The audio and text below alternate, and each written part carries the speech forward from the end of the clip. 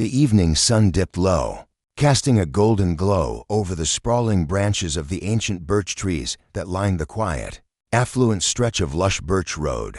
Inside his sleek, new Mercedes, David Grant reclined against the plush leather seat, its faint, luxurious scent wrapping around him like a comforting embrace. His fingers tapped lightly against the steering wheel, sensing with the smooth, soulful rhythm of jazz spilling from the speakers. After a grueling day presiding over cases in the courtroom, this drive was his sanctuary, a small, well-earned reward for decades of tireless devotion to the justice system. The car, a gift to himself, gleamed under the fading light, a symbol of his journey from humble beginnings to this serene neighborhood, where wealth and prestige intertwined. Pride swelled in his chest, subtle but undeniable, as he navigated the shaded street toward the home he'd fought so hard to claim. That fleeting peace evaporated in an instant. A flash of red and blue pierced the dimness of his rearview mirror, jarring him from his reverie. David's brow furrowed, his pulse quickening as confusion set in. He hadn't been speeding, his pace was deliberate, leisurely even. A balm for the exhaustion of the day. What could this be? With a steadying breath, he eased the car to the side of the road, switched off the engine, and waited, hands resting calmly in his lap. Surely, he thought, this was a simple mix-up, a momentary inconvenience that would resolve itself quickly. Yet a flicker of unease gnawed at him, an instinct honed by years of witnessing the law's uneven hand. The sharp tap on his window snapped him back to the present. Peering out, he met the icy stare of Officer Karen Foster, her blonde hair pulled back into a severe bun that mirrored the rigidity of her demeanor. Her hand hovered near the holster at her hip, a silent warning that set David's nerves on edge. "License and registration," she barked, her voice clipped and commanding, devoid of warmth. David nodded, his movements deliberate as he reached into his jacket pocket for his wallet. He handed over the documents with a measured calm, his dark eyes meeting hers. "I'll comply, officer, but may I ask what this is about?" His tone was polite, inquisitive, betraying none of the growing disquiet churning within him. Karen's piercing gaze locked onto his, her expression unyielding, as if his question were an annoyance she had no time for. She snatched the papers from his hand without so much as a nod of acknowledgement, her fingers flipping through them with a scrutiny that felt invasive. Her eyes darted between the documents and David, narrowing with suspicion, searching for something anything confirm a preconceived notion. The air grew thick with tension, and after a mere heartbeat, she straightened, her voice cutting through the silence like a blade. "Step out of the car immediately, sir." David's breath caught, shock rippling through him, his heart thudded against his ribcage. A drumbeat of disbelief. "I'm sorry, officer, but I don't understand what's happening," he said, striving to keep his voice even, though confusion clawed at his composure. Karen's jaw tightened, her stare turning glacial. "I said, step out of the car, right now." Her hand tightened around the grip of her gun, a subtle but unmistakable escalation that sent a chill down David's spine. This was no routine stop, it felt personal, deliberate, and far more menacing than he'd anticipated. Swallowing the rising tide of frustration, David exhaled deeply, resolve hardening within him. He wouldn't let anger dictate his actions, not now. Slowly, he pushed the door open and stepped onto the pavement, his polished shoes clicking softly against the asphalt. The cool evening air brushed against his face, but it did little to temper the heat of humiliation simmering beneath his skin. Across the street, curtains twitched, and shadowy figures peered from behind pristine window-she's neighbors, watching with a mix of curiosity and judgment. Shame twisted in his gut, sharp and bitter, though he'd done nothing to warrant it. He squared his shoulders, forcing himself to remain the picture of dignity. "Turn around, hands on the car," Karen ordered, her voice a whip crack in the stillness. David complied, moving with deliberate grace, his palms pressing against the cool metal of the Mercedes. He stared ahead, unblinking, as her gaze bore into him, tracking every twitch of his frame. Her hands moved over him in a rough, invasive pat-down, her touch devoid of respect or restraint. "This seems entirely unnecessary," he muttered, unable to fully mask the edge in his tone. Karen ignored him, her search relentless, as though she were determined to unearth some hidden proof of guilt. When she finally stepped back, Her words were a cold accusation. "We've had reports of car thefts in this area recently, and this vehicle matches the description of one stolen last week." Anger flared in David's chest, hot and fierce, but he clamped it down with the discipline of a man who'd spent years mastering his emotions. "I can assure you, officer, this car isn't stolen," he replied, his voice steady despite the storm raging within. "I purchased it 3 days ago." "If you'd let me explain," she cut him off, her eyes glinting with distrust. "Save your excuses for the station." The dismissal stung, a slap to his dignity, and David felt the weight of injustice settle over him like a shroud. He knew the law inside and out better than most, and yet here he stood, stripped of the rights he'd dedicated his life to uphold. The irony was a bitter pill, one he'd seen others swallow countless times from his perch on the bench. But now it was his turn to choke on it. Steeling himself, he drew a deep breath, his voice firm yet measured. "Officer Foster, I am Judge David Grant. This is my car. I live just around the corner. Perhaps you should verify your information before making a decision you might come to regret." Karen froze, her hand hovering over the handcuffs at her belt. Skepticism clouded her features, her lips curling slightly as if his words were a poorly crafted lie. "You expect me to believe you're a judge?" she scoffed, her tone dripping with disbelief. David's gaze didn't waver, his resolve unshaken. "I'm not asking you to believe me. I'm asking you to do your due to verify my identity before you risk a wrongful arrest. Call your superior if you need confirmation." For a moment, Karen hesitated, her confidence faltering under the weight of his unwavering calm. Then, with a reluctant step back, she pulled her radio from her belt and muttered into it, her eyes never leaving him. The silence that followed was suffocating, the tension between them taut as a bowstring ready to snap. David could feel the neighbors' stares boring into him, their hushed whispers weaving a narrative he couldn't control. The radio crackled to life, and a stern voice broke through. "Foster, stand down immediately. Mr. Grant is a highly respected judge in our community.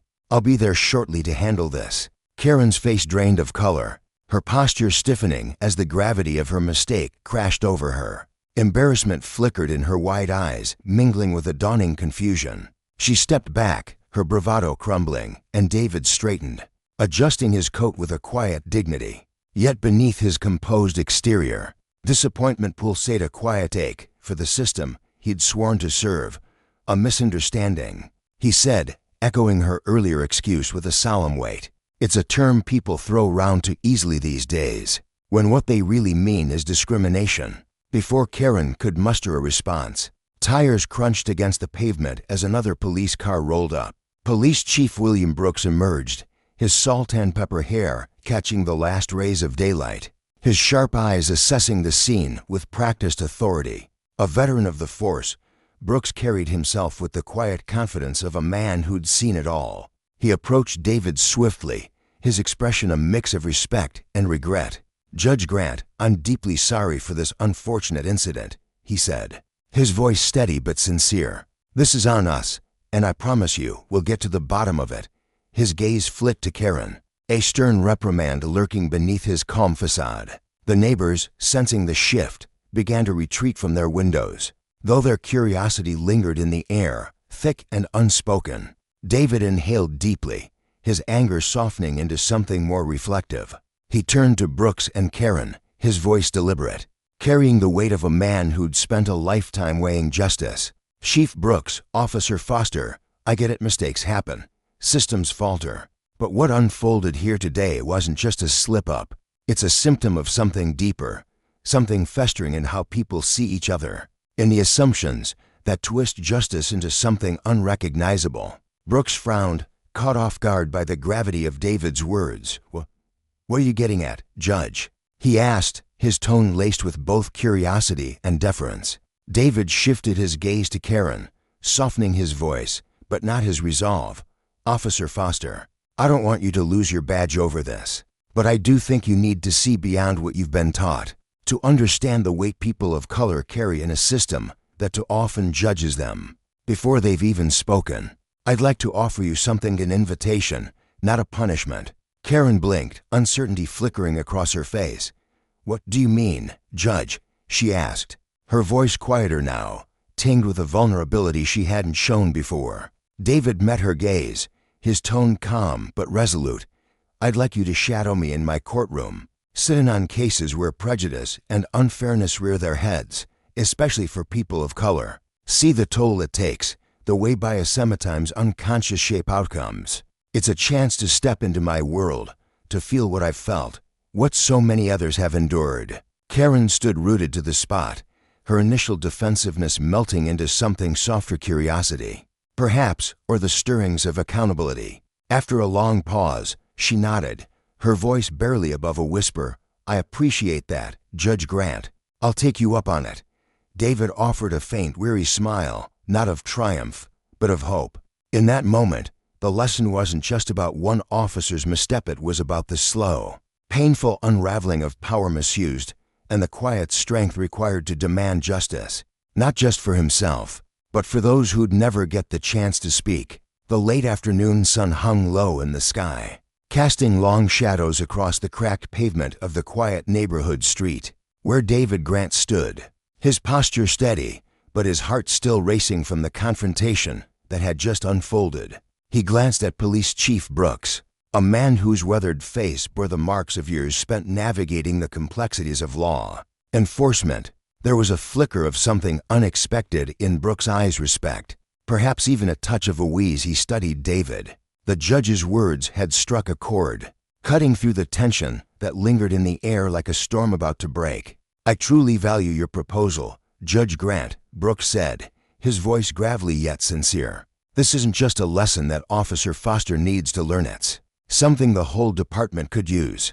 A wake-up call about justice, about what it really means to wear this badge." David exhaled softly, a wave of relief washing over him. He had braced himself for a dismissive apology, a quick brush off to smooth over the incident and send everyone on their way. But this was different.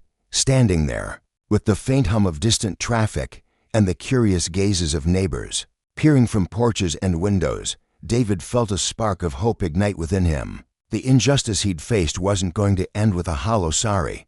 Instead, it could become a turning point, a chance to reshape perspectives and breathe fairness into a system that too often buckled under its own weight. His dark eyes flicked toward the onlookers, ordinary people clutching coffee mugs or leaning against weathered fence before settling back on Brooks. A thought stirred in his mind, growing clearer with each passing second. He straightened his shoulders, his voice steady yet brimming with quiet determination. "Chief, I think we can take this further. What if we didn't just stop with Officer Foster? I'd like to invite others from your department to join a training program that digs deep into the struggles people of color and minority communities face every day in this justice system, not to point fingers or dole out punishment, but to build something better together." Brooks paused, his brow furrowing as he mulled over the idea. The faint breeze rustled the leaves of a nearby oak, and for a moment, the world seemed to hold its breath. Then, slowly, a nod broke through his contemplation. "That's a damn fine suggestion, Judge," he said, a rare warmth creeping into his tone. "We could roll this out across the whole force, use it to open eyes, shift mindsets, educate and inspire, like you said." David's lips curved into a small, cautious smile. He could feel the shift in the air, the way his words had landed not just with Brooks, but with those around them. The neighbors, who had begun drifting closer, watched him with a mixture of admiration and disbelief. To them, he wasn't just a judge anymore, he was a man who had taken a raw, personal wound and forged it into a tool for change. A woman with gray-streaked hair stepped forward, her voice trembling but firm. "I've seen things like this before, cops overstepping, folks like us left with no voice. Never thought anyone could turn it around. You're giving us hope, Judge Grant." Her words sank into David's chest, heavy with meaning. He'd always believed in justice, but now he saw it through their eyes, a fragile, precious thing that demanded courage to defend. This wasn't just his fight, it was theirs too. As he and Brooks continued their discussion, sketching out the bones of a training program aimed at fostering awareness and accountability, the crowd lingered. They weren't just spectators, they were drawn in, captivated by the resolve in David's steady voice and the unexpected openness in Brooks' responses. The conversation wasn't merely about logistics, it carried a deeper resonance, a shared promise that justice could be more than a distant ideal. It could be built, brick by brick, through effort and unity. Nearby, Officer Karen Foster stood apart, her arms crossed tightly over her chest. The young rookie's face was a storm of conflicting emotions, defiance warring with uncertainty. Earlier, when she'd stopped David's car on what felt like shaky ground, she'd seen him as an adversary, a challenge to her authority. Now, as his words about justice and responsibility echoed through the street, she felt something shift inside her. Her jaw softened, her gaze drifting from the pavement to David's face. For the first time, she considered the weight of her badge not just as a symbol of power, but as a promise to protect, to understand. She thought of the stories she'd brushed off in the past, the complaints from people who didn't look like her, didn't live like her. What if she'd been wrong? What if being an officer meant more than barking orders and writing tickets? Karen's hands unclenched, and a flicker of empathy began to glow in her hazel eyes. This wasn't just a reprimand, it was a chance to grow, to see the world through the pain of others and let it shape her into a better cop. Brooks, standing beside David, felt a swell of pride he hadn't expected. He'd spent decades chasing down crooks and keeping the peace, but this was different. Justice, he realized, wasn't just about locking up the bad guys. It was about dignity, about ensuring the system didn't trample the very people it was meant to serve. He clapped a hand on David's shoulder, a gesture that felt both grounding and affirming. "You're onto something here, Grant. This could bridge the gap between us and make us a force that doesn't just enforce, but uplifts." For David, that moment crystallized everything. What had started as a personal brush with unfairness had blossomed into a movement, a ripple that could touch the entire community. The neighbors' nods, Karen's quiet transformation, Brooks' newfound resolve, it all pointed to something bigger. Justice wasn't a gift handed down, it was a garden cultivated by every hand willing to dig in. As the discussion deepened, David noticed the change in Karen's stance. She no longer stood rigid and distant. She leaned in, listening with an intensity that mirrored the crowd's. Her eyes, once sharp with defensiveness, now shimmered with understanding. She was beginning to grasp the enormity of her role in it, just to uphold the law, but to weave trust into every interaction. David met her gaze briefly, offering a subtle nod of acknowledgement. He knew this path wouldn't be easy.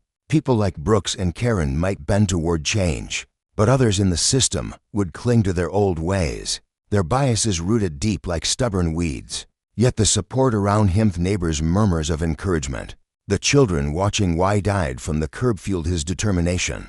He wasn't just fighting for himself anymore. He was lighting a fire under a community that had long felt powerless, showing them they could be architects of a fairer world. The sun dipped below the horizon, painting the sky in hues of orange and purple, and David thought the day's work might be done.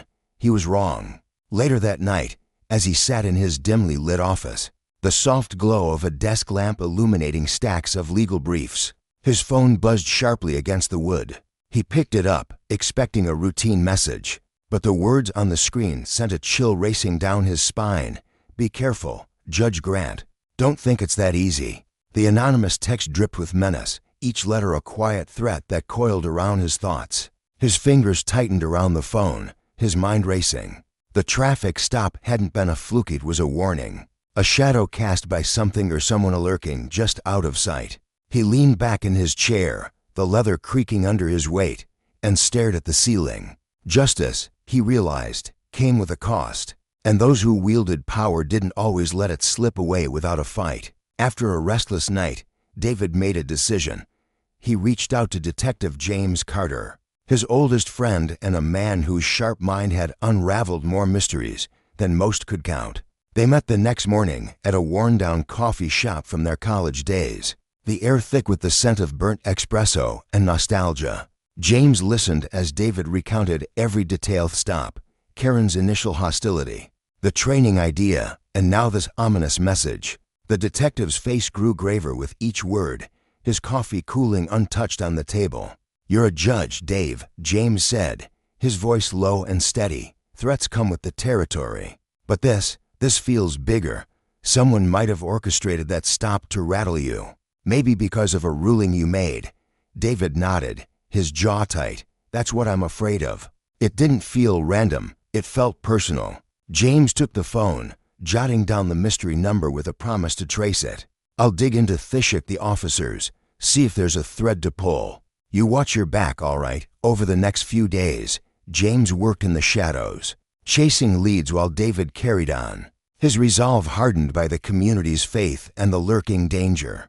The lesson was clear: power abused left scars, but justice pursued could heal them if only they were brave enough to see it through. In the dimly lit corners of the city, Judge David Grant sat hunched over a stack of legal files, his brow furrowed with the weight of recent cases he'd presided over. Each ruling he'd made carried the echoes of lives altered, futures reshaped, and justice sometimes imperfect served. Lately, though, an unsettling suspicion had crept into his mind, gnawing at his sense of order. Something felt off, as if invisible hands were tugging at the threads of his carefully woven life, threatening to unravel it. He couldn't shake the feeling that someone out there harbored a grudge deep enough to disrupt everything he stood for. That's when James Carter, a private investigator with a sharp eye and a relentless spirit, entered the picture, tasked with peering into the shadows David couldn't reach. James began his work with quiet determination, sifting through the records of David's recent courtroom decisions. Like an archaeologist unearthing relics of the past, hours turned into days as he traced names, dates, and outcomes, his notepad filling with scribbled connections. Gradually, a pattern emerged, faint at first but growing clearer with every document he uncovered. At the center of it all loomed Nova Construction, a towering giant in the city's building industry, its reputation as dark and murky as the smog that hung over its half-finished projects. Nova wasn't just another company, it was a name whispered in corners, tied to tales of cut corners, silenced workers, and a trail of accusations that stretched from safety breaches to outright environmental ruin. Discrimination lawsuits piled up against them like debris, yet somehow, they always seemed to walk away unscathed. James's pulse quickened as he realized David had sat in judgment over multiple cases involving Nova, delivering verdicts that struck at the heart of their profits. Each ruling had been a blow, a refusal to bend under the company's influence, and now, James suspected, they were striking back. Late one evening, the air thick with the scent of rain-soaked pavement, James slipped into David's private office, a small sanctuary lined with law books and framed certificates. The judge sat behind his desk, his face etched with the exhaustion of a man who'd spent decades balancing the scales of justice. James didn't waste time on pleasantries. "I've found something," he said, his voice low but firm, spreading a stack of papers across the desk like a map of treachery. "This isn't random, David. Nova Construction's got every reason to want you off their back. Your rulings have cost them big time, but it's worse than that." He paused, letting the weight of his words settle. "They've got hooks in the police, deep ones. I'm talking bribes, cover-ups, the works, safety violations, discrimination claims. They've buried it all with help from some high-ranking officers." David leaned back in his chair, his fingers steepled as a storm brewed behind his calm exterior. Inside, a quiet fury simmered, rising like heat through his chest. He'd seen corruption before, petty thieves and desperate leers, but this was a betrayal of everything he'd sworn to protect. "If what you're saying holds water," he said, his voice steady despite the fire in his gut, "we're not just up against a few bad apples. This could be a whole damn orchard, rotting from the roots up, shielding each other for their own greed." His eyes locked onto James, searching for confirmation in the investigator's grim nod. "Exactly," James replied, his jaw tight. "This isn't just about you getting heat. It's a symptom of something bigger, a web of corruption we're only starting to see." The room fell silent, save for the faint hum of the city beyond the window. David's mind raced, piecing together the implications. He'd built his life on the belief that justice could prevail, that the system, flawed as it was, could be a force for good. Now, that faith trembled under the weight of this discovery. But instead of despair, a steely resolve took root. "We can't let this slide, James," he said, his voice cutting through the stillness like a blade. "They think they can scare me into silence, twist the law into their puppet. They're dead wrong." James met his gaze, a flicker of admiration in his eyes. "I'm in, David. I'll keep digging." But exposing this, it's going to take time, patience, and guts. David nodded. The pact sealed between them. They'd fight this together, not just for his own sake, but for the soul of the justice he'd vowed to uphold. James threw himself back into the investigation with renewed vigor, his nights blurring into a haze of coffee cups and glowing computer screens. He pored over Nova's contracts, tracing financial threads that twisted through layers of shell companies and suspicious transfers. What he found chilled him. Hefty sums funneled into the personal accounts of police captains and sergeants, men with polished badges and dirt-stained souls. Worse still, whispers surfaced of threats, workers who'd spoken out about Nova's negligence vanishing from job sites, their complaints conveniently lost in bureaucratic limbo. David, meanwhile, couldn't sit idle under the cover of night. They met in shadowed diners and empty parking lots, piecing together their findings. The deeper they dug, the more sprawling the network became, its tendrils snaking into the offices of slick politicians and silver-haired businessmen who traded favors over steak dinners and cigar smoke. The danger hung heavy in the air, a palpable presence neither man could ignore. They were wading into a viper's nest, and every step risked a strike. One restless night, as rain lashed against his apartment windows, David's phone buzzed with a new message. The screen glowed with stark, anonymous words. "Stop. Judge Grant, this is your final warning." His heart thudded in his chest, not from fear but from a surge of defiance. He could almost hear the desperation in those letters, the panic of men who thrived in darkness now facing a flicker of light, clutching the phone. He called James. "They're scared," he said, his voice a low growl. "That means we're close." James agreed, his own resolve hardening. The threats only sharpened their focus, turning their quiet mission into a blazing crusade. As days bled into weeks, their efforts bore fruit in an unexpected ally. Officer Karen Foster, a weary woman with sharp features and a guarded demeanor, had once been part of a traffic stop that landed in David's courtroom. She'd started as a skeptic, her years on the force dulling her to the cries of those she policed. But after a mandated program in David's court, where she'd sat through raw testimonies of injustice, black families torn apart by profiling, immigrants bullied into silence, something shifted. Guilt gnawed at her, a slow burn that eroded her apathy. She'd seen the orders come down, the ones that made no sense, the ones that told her to look the other way. Now, standing in David's office one evening, she faced him and James with a mix of shame and steel. "I've heard about Nova's messes," she said, her voice tight. Safety reports swept under the rug, discrimination cases vanishing. Anyone who pushed back got transferred or worse. "I didn't get it then. I do now." James laid out his latest haul documents detailing bribes to bury violations, records manipulated to shield Nova's sins. Karen listened, her fingers tightening around the edge of the desk. "I can help," she said finally. "I've got access. I can sniff around, talk to the ones who know but won't speak. But if they catch me," she trailed off, the unspoken danger hanging between them. David's gaze softened, but his tone was firm. "We're all in the crosshairs, Karen. But we can't let them choke the system with their filth. We expose it, all of it." The three formed a quiet alliance that night, their shared purpose a lifeline in the storm. Their plan took shape with meticulous care. Karen slipped through precinct halls, her ears tuned to hushed conversations, her hands discreetly copying files. James chased money trails, unmasking the intermediaries that laundered Nova's payoffs to cops and councilmen alike. David pored over old rulings, spotting the subtle fingerprints of interferencia, dismissed case here, a softened penalty there. But their enemies weren't blind. One crisp morning, Karen arrived at her desk to find it disturbed, papers shuffled, a key document gone. Her phone buzzed moments later with a chilling text. "Keep quiet if you don't want trouble." Panic clawed at her, but she dialed David and James instead.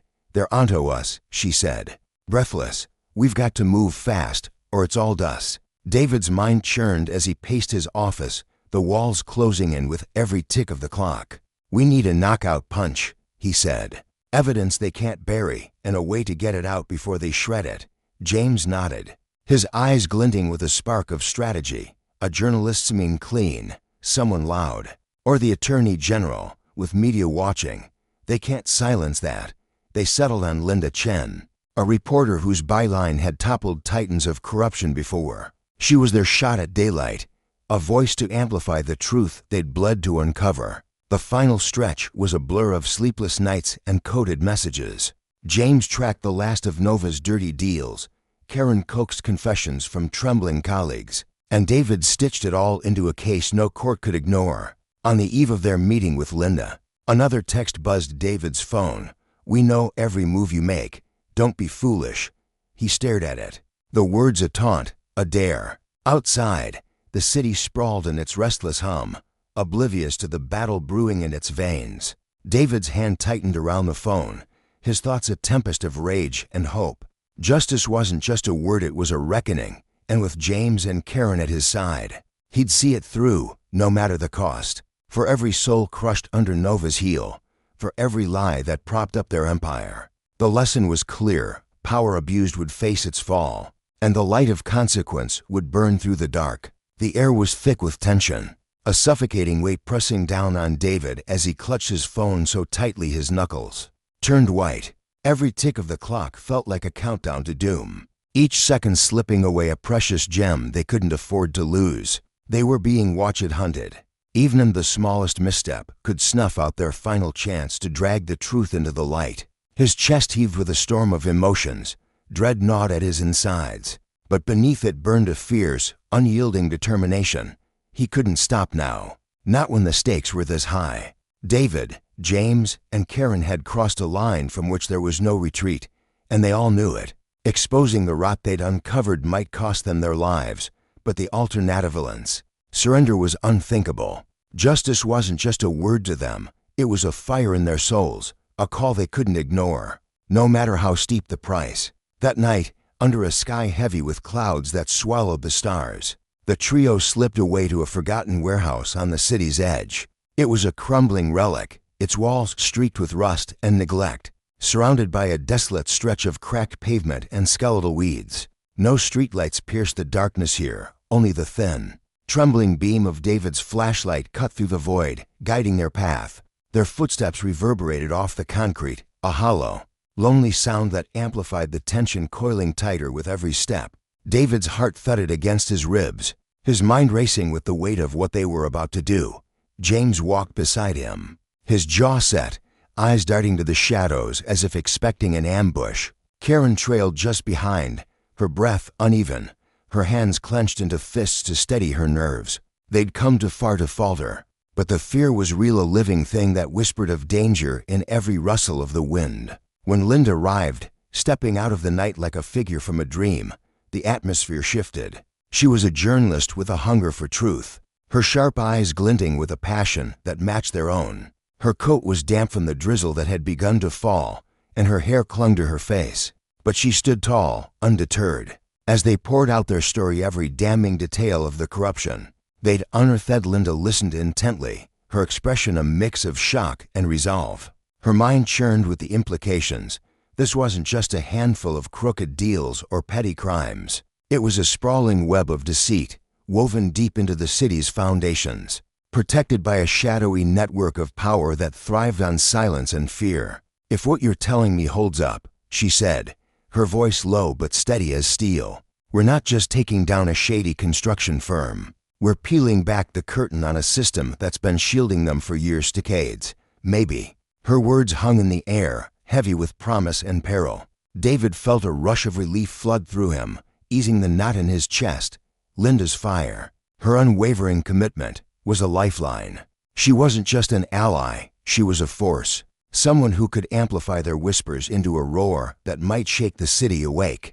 But she was cautious too, her journalist's instincts kicking in. "We need proof that's bulletproof," she insisted, her gaze sweeping over them. "If we're going to do this, it has to be airtight, undeniable." They agreed to reconvene at dawn, to polish every shred of evidence until it gleamed with authenticity. As Linda slipped back into the night, her silhouette swallowed by the darkness, the warehouse grew still. David, James, and Karen lingered, the silence pressing down like a physical weight. They exchanged no words, but their eyes spoke volumes of resolve, of dread. of the unspoken truth that this might be their last quiet moment before the storm broke. The fight against the corruption network had begun in earnest, and none of them could predict if they'd live to see its end. Back in his apartment, David sat alone in the dark, the faint hum of the city filtering through the walls, the meeting replayed in his mind, each word and glance etched into his memory. He leaned back in his chair, staring at the ceiling, his thoughts spiraling. What had driven him here? The faces of families crushed by greed flickered before imprints. Who'd lost homes to shoddy construction, workers silenced after accidents, citizens ground down by a system that cared only for profit. He thought of his own children, their futures hanging in the balance. If he didn't act, if he let this poison fester, what kind of world would they inherit? Injustice wasn't just a flaw in the system, it was a cancer, eating away at everything he held dear. That realization steadied him, a quiet strength rising above the fear that clawed at his gut. He wouldn't cool TBC down. Morning came too soon, the sky a dull gray as David, James, and Karen gathered their evidence. The air buzzed with nervous energy, their movements quick and deliberate. They knew time was slipping through their fingers, the forces behind Nova Construction powerful. Ruthless figures with everything to lose wouldn't hesitate to crush them. Every document, every photo, every recorded conversation was a weapon, and they handled them with care, dividing the stack among themselves. If one fell, the others could still carry the torch. As they left their hideout, a nondescript basement apartment tucked in a maze of alleys, James froze mid-step. "Look," he whispered, nodding toward a black sedan idling at the corner, its tinted windows gleaming like the eyes of a predator. David's stomach dropped. They'd been found. James slid behind the wheel of their beat-up car, his voice tight. "Hold on." The engine roared to life, and they peeled out, tires screeching against the pavement. The sedan gave chase, its headlights slicing through the morning haze, closing the gap with terrifying speed. Fear flooded the car, sharp and electric, but James kept his cool, weaving through narrow streets with a precision born of desperation. Karen gripped the seat, her injured shoulder throbbing with every jolt, while David twisted to watch their pursuers. The road stretched ahead, empty and unforgiving, flanked by abandoned lots and crumbling buildings. Then, out of nowhere, a massive truck lumbered into view, blocking their path like a wall of steel. James yanked the wheel, but it was too late. The car slammed into the curb, flipping with a sickening crunch. Metal screamed, glass exploded, and the world spun into chaos. David came to with the acrid stench of gasoline and burning rubber stinging his nose. Pain radiated through his body, a dull ache pulsing in his skull, but he forced himself to focus. The car lay on its side, a mangled wreck, and the air was thick with dust and smoke. He turned, heart in his throat, to check on the others. James groaned, blood streaming from a gash on his forehead, matting his dark hair. But he raised a shaky hand to signal he was alive. Karen, sprawled in the back, clutched her shoulder, her face pale but her eyes fierce. "I'm okay," she rasped, though the pain in her voice said otherwise. David's relief was fleeting. The evidence crumpled, but intact still rested in their hands. "They couldn't stop here. We have to move," he said, his voice raw. "This is our only shot." With James's help, they clawed their way out of the wreckage, every movement a battle against their battered bodies. The street was eerily quiet. The truck and sedan vanished into the dawn, but they couldn't linger to wonder why. Stumbling to the roadside, they flagged down a passing taxi, its driver a weary man with tired eyes who barely blinked at their disheveled state. "TV station." David barked, sliding into the back. Fast, the driver nodded, sensing the urgency, and floored it. The city blurring past in a haze of gray and neon. David kept glancing over his shoulder, half expecting the black car to reappear, its silent menace bearing down again. The station loomed ahead, a beacon of hope and danger intertwined, and he steeled himself for what awaited. They spilled out of the taxi, bruised and bloodied but unbroken, their resolve a blazing torch in the dim morning light. David stormed toward the entrance, where reporters milled about, prepping for the day's broadcast. "I'm Judge David Grant," he shouted, his voice cutting through the chatter. "I've got evidence of corruption, police, city officials, all of it. Put me on air." This is for everyone. Heads turned, eyes widened, and a ripple of shock spread through the crowd. Linda Chen pushed through, her face a mask of concern and recognition. "David," she said, gripping his arm, "are you sure, once this goes live? You're a target bigger than you can imagine." He met her gaze, unflinching. "I've made my choice. Linda, justice can't wait." She nodded, a flicker of admiration in her eyes, and ushered them into the broadcast room. The crew scrambled, cameras swiveling to focus on David as he clutched the crumpled documents like a lifeline. The red light blinked on, and he faced the lens, his voice steady despite the storm within. "Ladies and gentlemen, I'm Judge David Grant. Today, I'm here to show you the truth hard. Undeniable proof of a corruption network poisoning our city. Nova Construction, high-ranking police officials they've bribed, conspired, and buried their crimes for profit, crushing anyone in their way." The room buzzed with gasps and frantic whispers, phones lighting up as the weight of his words sank in. But before he could finish, the door crashed open, splintering against the wall. A squad of officers stormed in, led by a stern-faced man in a crisp uniform, his badge gleaming with authority. "Cut the feed," he barked. "That's an order." Linda leapt forward, her voice ringing out. "We're live. Stop this, and millions will see it your move." The officers faltered, uncertainty flickering across their faces as the cameras rolled on, capturing every second. David seized the moment, leaning into the microphone. "Don't let them silence this. Don't let corruption choke our trust. Demand justice, the truth." The officers surged forward, cuffs snapping around his wrists, then James's, then Karen's. They were dragged away, the broadcast slicing to black, but David's head stayed high, his final plea echoing into the void, "Fight for the truth." The screen went dark, but the spark had ignited. Within minutes, the city erupted. Social media blazed with clips of David's stand, his blood-streaked face and defiant words plastered across every platform.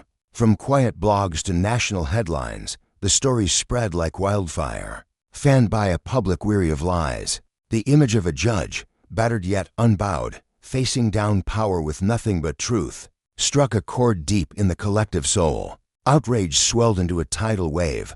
People poured into the streets, their voices rising in a chorus that shook the city's core. The lesson was clear. Justice wasn't a gift from above, it was a flame to be kindled, a battle to be fought, and the cost of power's abuse. It was a reckoning, long overdue, now thundering to life. The streets of the city pulsed with a restless energy, a swelling tide of humanity spilling across the main thoroughfares. Crowds gathered in tight knots, their voices rising in a unified roar that echoed off the towering buildings. Banners fluttered high above their heads, bold letters spelling out cries for justice and transparency, while the rhythmic chants of "Justice for all" and "Nova Construction must pay" rolled through the air like thunder. The citizens weren't alone in their outrage as social activists with furrowed brows, lawyers clutching briefcases stuffed with evidence, and even stern-faced members of the judiciary stood among them, their presence lending weight to the swelling movement. Each speaker who stepped forward demanded a public reckoning, their voices sharp with conviction as they called for an investigation into Nova Construction and the web of officials tangled in accusations of bribery and illicit dealings. Online, the fervor burned even hotter, forums alive with a frenetic buzz as people poured out their personal tales of betrayal and loss, stories of injustices that had festered in the shadows for far too long. This wasn't just about one man's fight anymore. It was a rebellion against a system rotten with corruption, a collective scream against the weight of unchecked power. Inside the dimly lit police station, David sat with his wrists bound by cold steel handcuffs, the metal biting into his skin. Yet as the officers escorted him through the echoing halls, he felt no tremor of fear, no sinking disappointment. Instead, his gaze swept over the faces around him, his teammates, their eyes wide with worry but blazing with resolve, and the silent supporters who had caught his broadcast flickering on their screens. Though his body was confined, his spirit soared, unshackled and alive with a hope he hadn't dared to imagine. That single, daring transmission had rippled outward, a stone dropped into still water, stirring the public's faith and setting ablaze a demand for righteousness he'd never thought possible. The sit-in soon the nation turned its eyes toward him, riveted by the revelations he'd unleashed about the sprawling corruption, tying Nova Construction to the highest ranks of the police and local government. Clips of his broadcast raced across social media, shared and reshared until they became a rallying cry, the irrefutable proof he'd laid bare striking like a hammer against the fragile weight of the guilty. Within days, the pressure mounted, and investigative agencies, cornered by the public's fury, had no choice but to act. In the chaotic week that followed, the Attorney General's office and a newly formed corruption task force stepped into the spotlight, their leaders' faces taut with the weight of their promises. They vowed to peel back the layers David had exposed, and soon the evidence began to unspool financial records painstakingly gathered by James and Karen, two steadfast allies whose hands trembled with exhaustion and triumph as they handed over their findings. The documents painted a damning picture. Nova Construction had funneled vast sums into the pockets of high-ranking officers, weaving a network of shadow deals with city officials to mask their sins. Labor violations ran rampant. Workers toiled without rights or recourse, their pleas buried under the company's greed while environmental damage scarred the land, all ignored by those sworn to uphold the law. At the heart of it stood Michael Turner, Nova's CEO, a man who'd once strode through boardrooms with an air of untouchable confidence. Now, his tailored suits and polished smiles couldn't shield him from the charges piling up: corruption, bribery, and a litany of violations that stripped away his veneer of respectability. Faced with the mountain of evidence, Turner's defiance crumbled. He had no choice but to bow before the justice he'd long evaded. The fallout didn't stop with him. High-ranking police officers, some of whom had smirked as they pulled David over in that fateful traffic stop, found themselves in handcuffs, their badges tarnished by accusations of accepting bribes and burying Nova's crimes for profit. The city watched, breathless, as a corrupt empire began to fracture, its collapse sending cracks through the foundation of a system that had preyed on the powerless. For David, this was only the first step. As he sat in his cell, the clanging of bars a distant sound, he wrestled with a truth that gnawed at him. The rot wasn't just in individuals like Turner or the officers, it was woven into the very fabric of the system, a beast that thrived on silence and complicity. His broadcast hadn't merely exposed a network, it had lit a fuse, igniting protests that swept the streets like wildfire. Citizens surged forward, their voices hoarse but unbroken, demanding a judiciary cleansed of greed, a system where power wasn't a tool for exploitation. Justice for all, they shouted, fists raised, while new slogans: fight corruption, build trust, joined the chorus, a testament to their unyielding unity. David wasn't alone in this awakening. James, with his quiet intensity, and Karen, her eyes sharp with determination, stepped beside him, their resolve hardening as they joined the swelling reform movement. Together, they organized public forums, renting out cramped community halls where the air hung heavy with anticipation. There, they unraveled the case step by step, the investigation's twists, the evidence's weight, inviting citizens to sit at the table, their voices trembling with anger or hope as they spoke. These gatherings became more than lectures, they were battlegrounds for ideas, where the community stitched together plans for a justice system rooted in fairness. David listened as people stepped forward, their stories spilling out like raw wounds: mothers who'd lost sons to a system that turned away, workers crushed by Nova's indifference, families abandoned by laws meant to protect them. Each tale carved itself into his heart, deepening his understanding that his fight had grown beyond himself. He'd become a beacon, a symbol of the change they all craved, and the weight of that responsibility settled over him like a mantle. From these crowded rooms emerged a vision, shaped by hands calloused and soft alike. They proposed reforms: independent oversight to watch the police like hawks, anti-bribery laws with teeth sharp enough to bite, and a seat for the public at the table of justice. The demands gained traction, fueled by protests that refused to fade and media scrutiny that pinned officials to the wall. Slowly, the system bent under the pressure. An oversight committee rose, its members tasked with rooting out corruption. Training programs drilled ethics into police and judicial ranks, and citizens found new channels to lodge their grievances. The changes weren't abstract, they were real, tangible. Like the sigh of relief David heard in the voices around him, trust, so long eroded, began to take root again, fragile but growing. For David, the victory wasn't just his own, it belonged to every soul who'd stood with him, every face that had turned from despair to hope. At a press conference months later, held beneath the grand arches of City Hall, he stood beside new leaders and community voices, announcing reforms that promised to reshape the judicial landscape. The crowd stretched before him, thousands strong, their eyes alight with possibility. In that moment, he felt the enormity of what they'd achieved, not just justice for himself, but for all who'd been silenced. Yet even as cheers rose, David knew the fight was far from over. With James and Karen at his side, he poured himself into safeguarding those reforms, aware that corruption was a hydra cut off one head, and another could grow. The community had risen with him, their unity a shield against the darkness. But the road ahead loomed long and treacherous. Still, he pressed on, driven by a truth that burned within. Punishing a handful of wrongdoers wasn't enough. The system needed a vigilant guard, an independent force to hold it accountable. To ensure fairness wasn't a fleeting dream. On a crisp autumn morning, the sun casting golden rays over City Hall, David called one last press conference. The crowd hushed as he stepped to the podium, his hands steady despite the weight of every gaze upon him. He paused, letting the silence stretch, feeling the pulse of expectation in the air. Then, gripping the microphone, his voice rang out, clear and unwavering. "Ladies and gentlemen, after years of battling for fairness and truth, I've seen what we can do together. But I've also learned a hard lesson: fixing this from the inside isn't enough. Justice demands more than reform. It demands a new foundation, one we build ourselves, free from the shadows of the past." The lesson was stark and unyielding. Power, when abused, devoured the innocent. But when challenged by a united front, it could be toppled.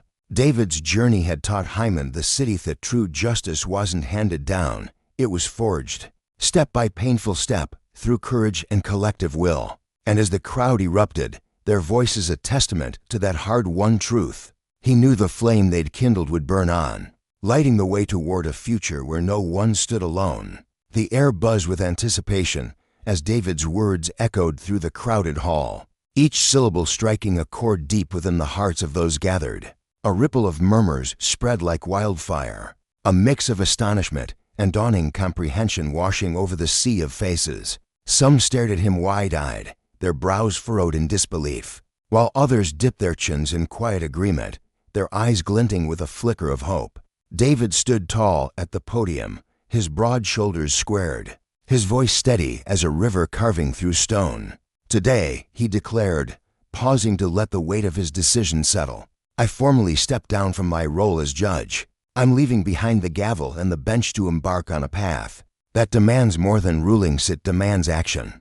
Together with my trusted companions, we will forge an independent organization, a beacon dedicated to safeguarding transparency and fairness, ensuring the system we've all relied on never again stumbles into the shadows of its past mistakes." For a heartbeat, the room fell silent, the kind of stillness that hums with unspoken thoughts. Then, like a dam breaking, applause thundered through the hall, a roaring tide of sound that lifted the air. People leapt to their feet, their hands clapping with a fervor that spoke of unity, of belief in the courage David had just laid bare. His chest tightened with emotion, not from pride, but from the overwhelming sense that this was right, this was the moment.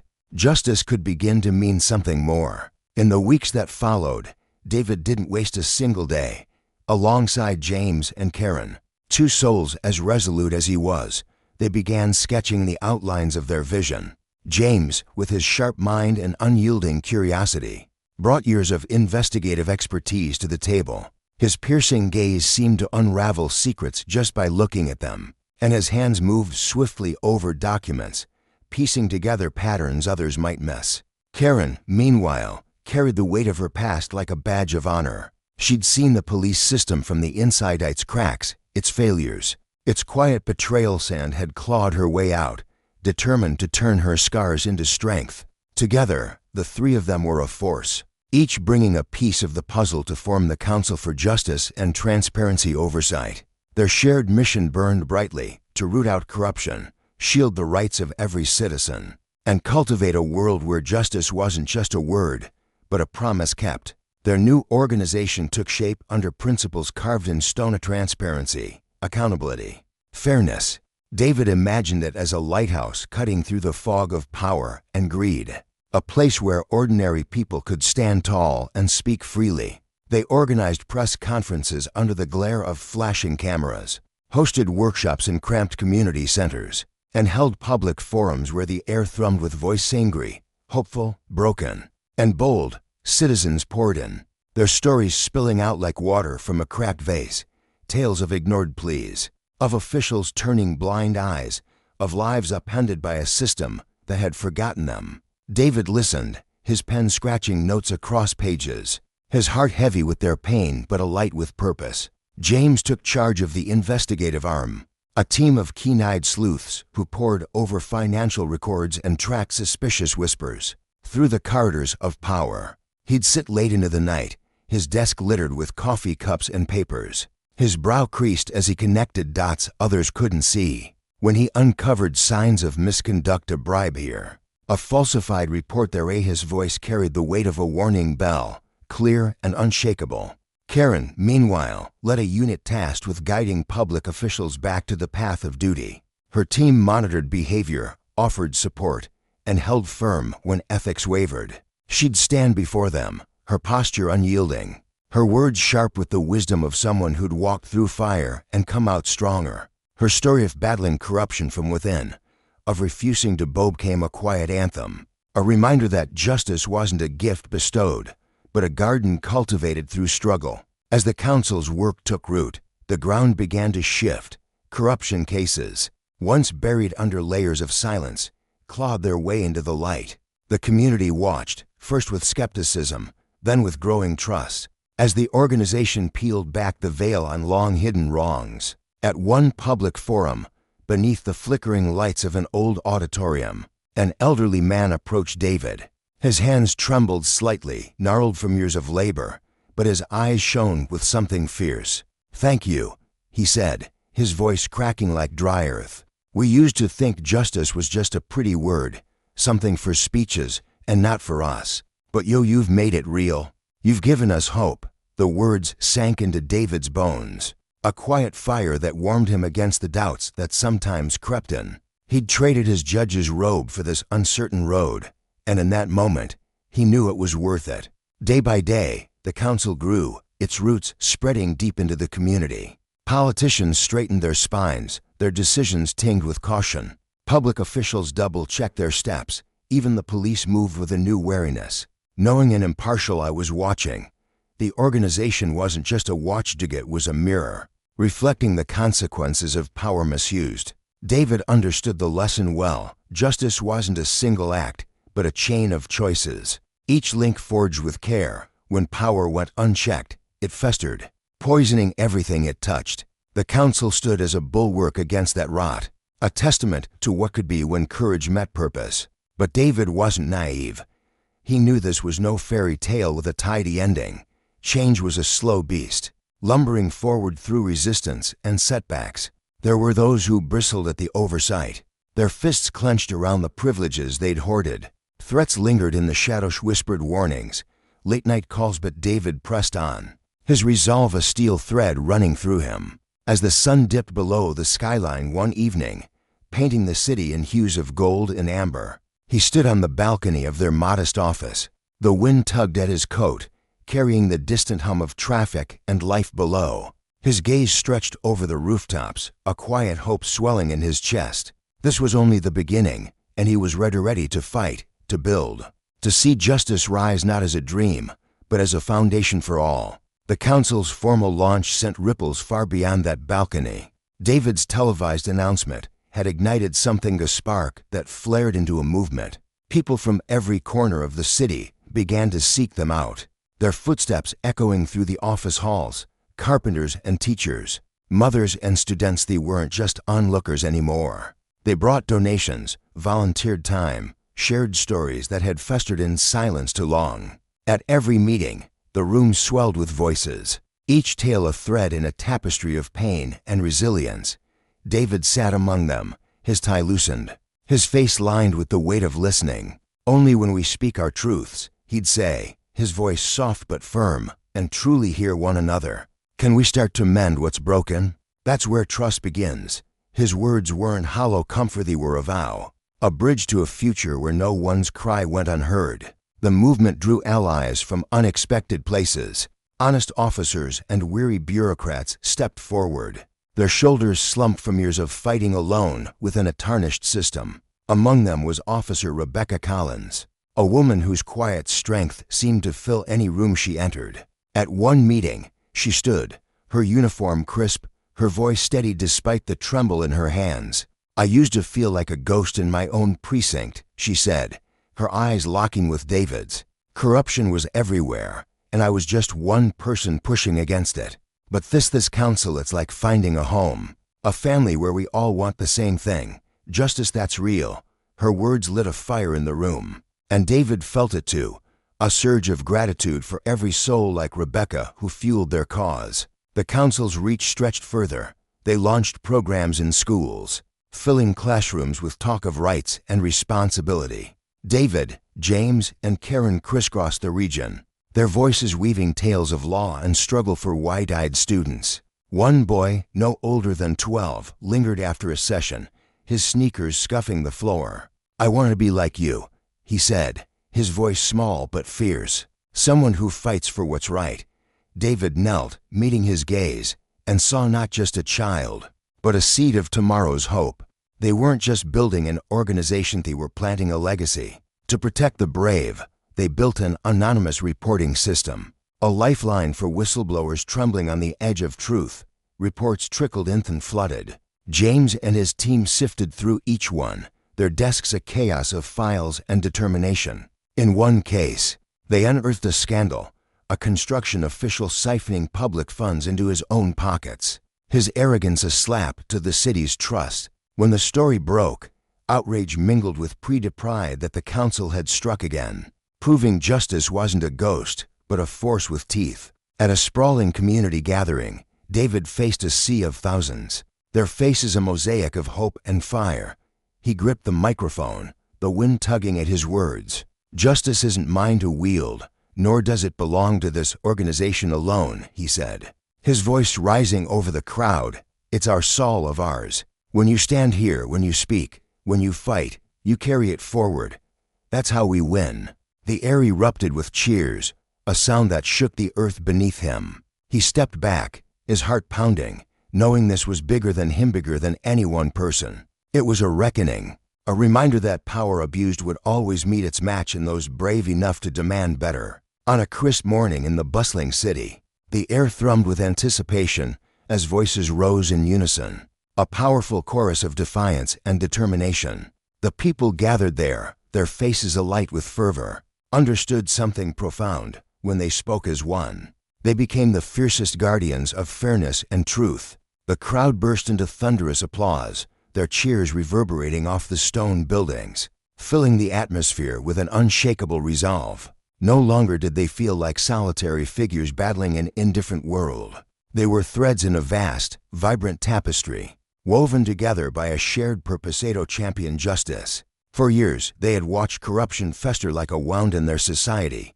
But now, thanks to the tireless efforts of David and his council, that wound was beginning to heal.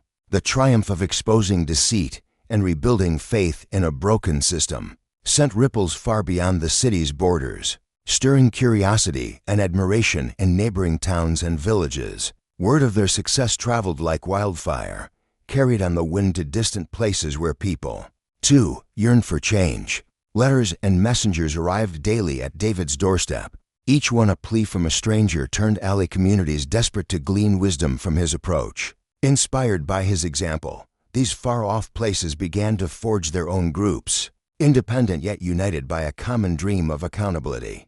David found himself crisscrossing the region, his suitcase worn from travel, his voice hoarse from speaking at workshops and gatherings. At one such event, beneath the flickering light of a lantern in a drafty hall, an elderly woman shuffled forward, her hands trembling not from age but from emotion. Her eyes, clouded with years of hardship, met his with a quiet intensity. "Thank you," she whispered, her voice cracking like dry leaves underfoot, "for kindling a flame we thought had died out long ago. Justice felt like a fairy tale. Something for others, never for us. But you've made it real."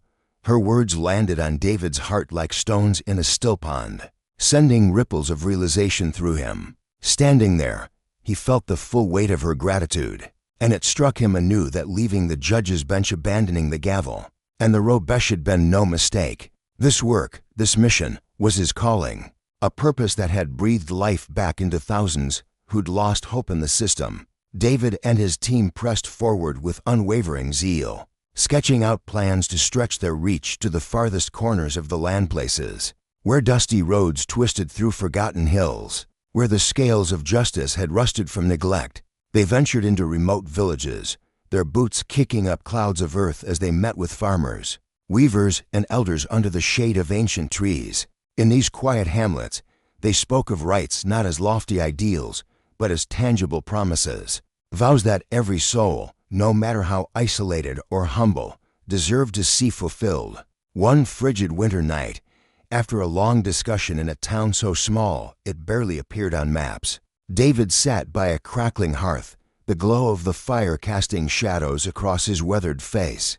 The townsfolk had lingered, their breath visible in the chilly air, sharing tales of wrongs endured and dreams of a better tomorrow. As their voices faded into the night, a revelation settled over him like a warm blanket.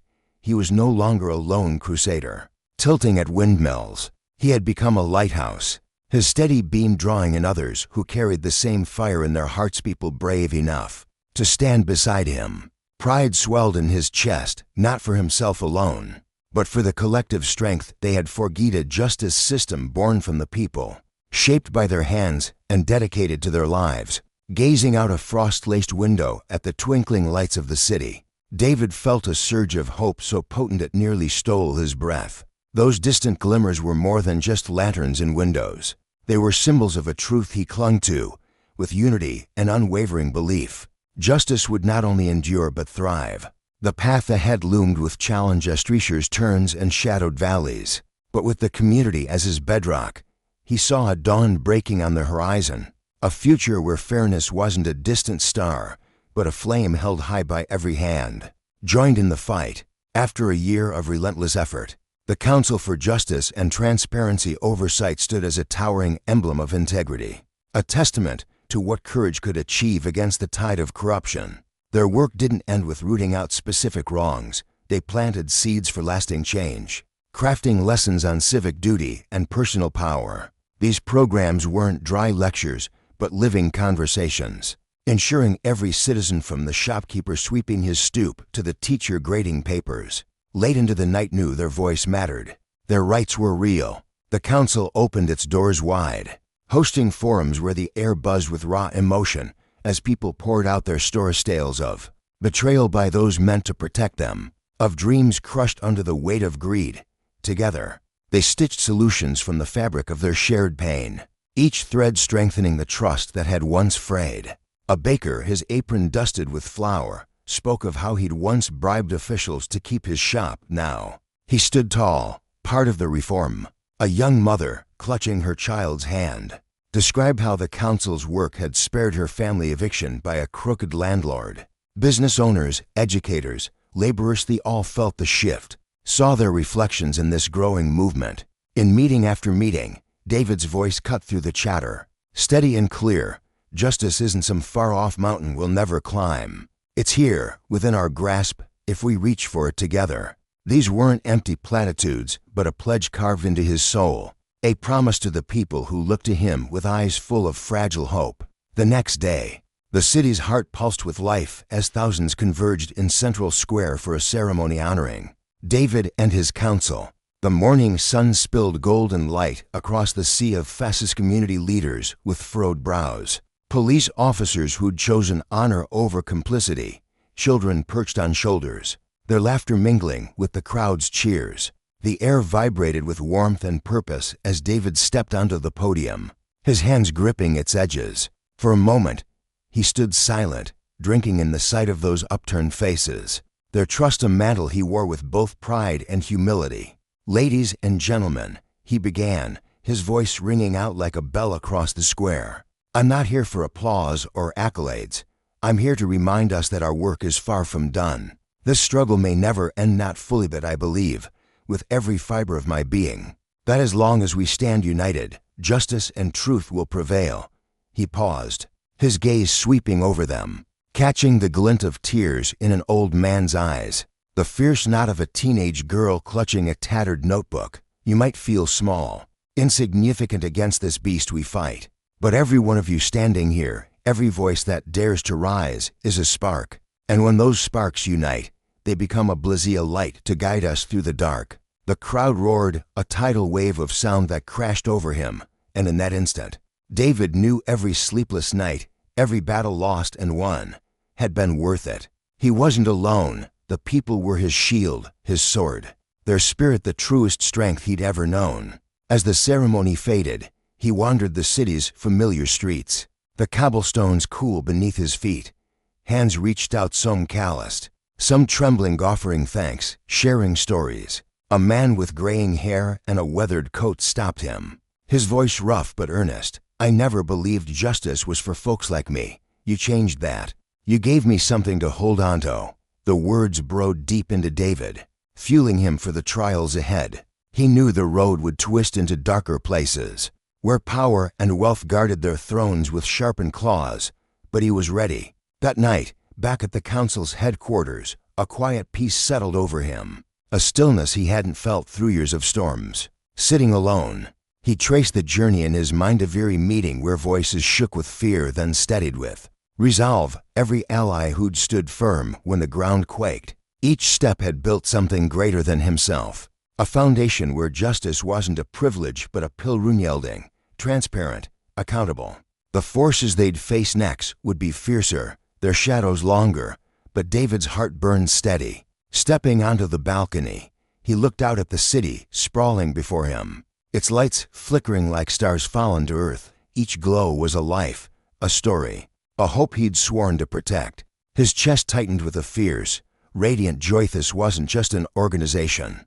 It was a belief ignited in the people, a fire that roared louder with every soul it touched. In the silence, he closed his eyes, vowing to guard justice, truth, and hope until his last breath. The fight would never end. Corruption would shift and slither, but with the people's courage, they'd forge a world where every voice rose, every right stood firm, and every light shone bright. Under the faint glow of a crescent moon, David stood alone on the balcony of his modest apartment, the chill of the late March night seeping through his worn jacket. His eyes, sharp and resolute, traced the jagged skyline of the city he'd sworn to protect. Years ago, the same system, no bolstered by his relentless effort, had crowned him and his allies as the fiercest defenders of justice. But tonight, as the wind whispered through the empty streets below, David felt the weight of that title pressing down on him. It wasn't just about him anymore. It was about every soul he'd touched, every life he'd fought for, every trembling voice that had dared to speak out alongside his own. He knew the road ahead was a labyrinth of trials, shadowed by forces far wealthier and more ruthless than he could ever be. Yet, in his chest burned a quiet certainty. Every small act of defiance, every whispered word of courage, was a brick laid in the foundation of something greater, a society where fairness wasn't just a dream, but a reality carved from struggle. As he leaned against the rusted railing, David's mind drifted to a memory that had rooted itself deep within him. Weeks earlier, during a justice education session he'd organized for the city's youth, a boy no older than 10 had approached him. The child's eyes, wide with a mix of awe and determination, had locked onto David's as he said, "I want to be like you. I want to stand up for what's right." Those words, so simple yet heavy with meaning, had struck David like a hammer against steel, forging an unshakable resolve in his heart. They were a mirror reflecting his purpose, a reminder that his fight wasn't just a personal crusade, it was a beacon for the next generation. Standing there now, gazing into the infinite stretch of the night, he could almost hear the boy's voice again, a soft echo that tethered him to his mission. The future, he knew, wasn't some distant horizon. It was being shaped in the here and now, molded by the sweat and sacrifice of everyone who dared to stand with him. Inside, the dim light of a single lamp bathed his cluttered desk in a warm amber glow. Papers, petitions, plans, letters from supporters spilled across its surface like leaves scattered by an autumn wind. David stepped back inside, his boots thudding softly against the hardwood floor, and let his gaze linger on the chaos of his work. Tomorrow would dawn with fresh battles, meetings with skeptical council members, protests against looming threats, and the ever-present task of rallying a community teetering between hope and despair. But he welcomed it. The fire that blazed within him, fueled by a promise he'd made to himself years ago, would never flicker. He'd vowed to stand tall, to wield justice like a sword against the darkness of corruption, and to never bow to the weight of oppression. It was more than duty. It was the essence of who he'd become. And as he sank into the creaking chair by the window, a faint smile tugged at his lips. He wasn't alone anymore. A Scythian entire tapestry of lives stood shoulder to shoulder with him, their collective will a roaring flame that could melt even the coldest steel of tyranny. Far across town, in the quiet suburbs where the hum of traffic faded to a distant murmur, another story unfolded under the same moonlit sky. Dr. Sarah Thompson gripped the leather steering wheel of her black Mercedes E-Class, her tired eyes fixed on the road ahead. The dashboard clock glowed 11:30 p.m., its digits a silent testament to the 14 grueling hours she'd just spent in the operating room at Memorial Hospital. As one of the city's few black female pediatric surgeons, she'd poured every ounce of her skill into saving a 6-year-old boy whose fragile body had been mangled in a car accident. The surgery had been a triumph, a delicate dance of precision and hope, and now, with soft jazz curling through the car's speakers, she longed for the comfort of home, for the warm embrace of her husband, Marcus. The streets stretched out before her, empty save for the occasional flicker of headlights, and the orange glow of streetlights painted fleeting streaks across her dark blue scrubs. She kept her speed steady, a habit born from years of vigilance, a quiet shield against the world's unspoken judgments. Then, a flash of red and blue pierced the stillness, slicing through the rearview mirror like a jagged wound. Sarah's breath caught, her pulse quickening as she glanced at the speedometer on the limit. As always, with a practiced calm, she flicked on the interior lights, her hands resting visibly on the wheel, and eased the car to a stop beneath the halo of a street lamp. She'd learned this ritual long ago, a lesson etched into her bones by a childhood shadowed by caution. Stay visible, stay composed, stay alive. From the patrol car behind her emerged Officer James Conway, his silhouette sharp against the night. As he approached, his flashlight swung up, its beam a harsh spotlight that stabbed into Sarah's eyes. She squinted, but held steady, her voice even as she greeted him. "Good evening, officer. My license is in my purse on the passenger seat, and the registration's in the glove compartment. May I reach for them?" Conway's response was a growl laced with venom. "Just get them, and don't try anything stupid." His sneer deepened as he took in the car's sleek lines and tinted windows, a judgment already forming behind his narrowed eyes. Sarah moved deliberately, her every action narrated in a soft, steady tone. "I'm reaching for my purse now," as if to ward off the tension crackling in the air.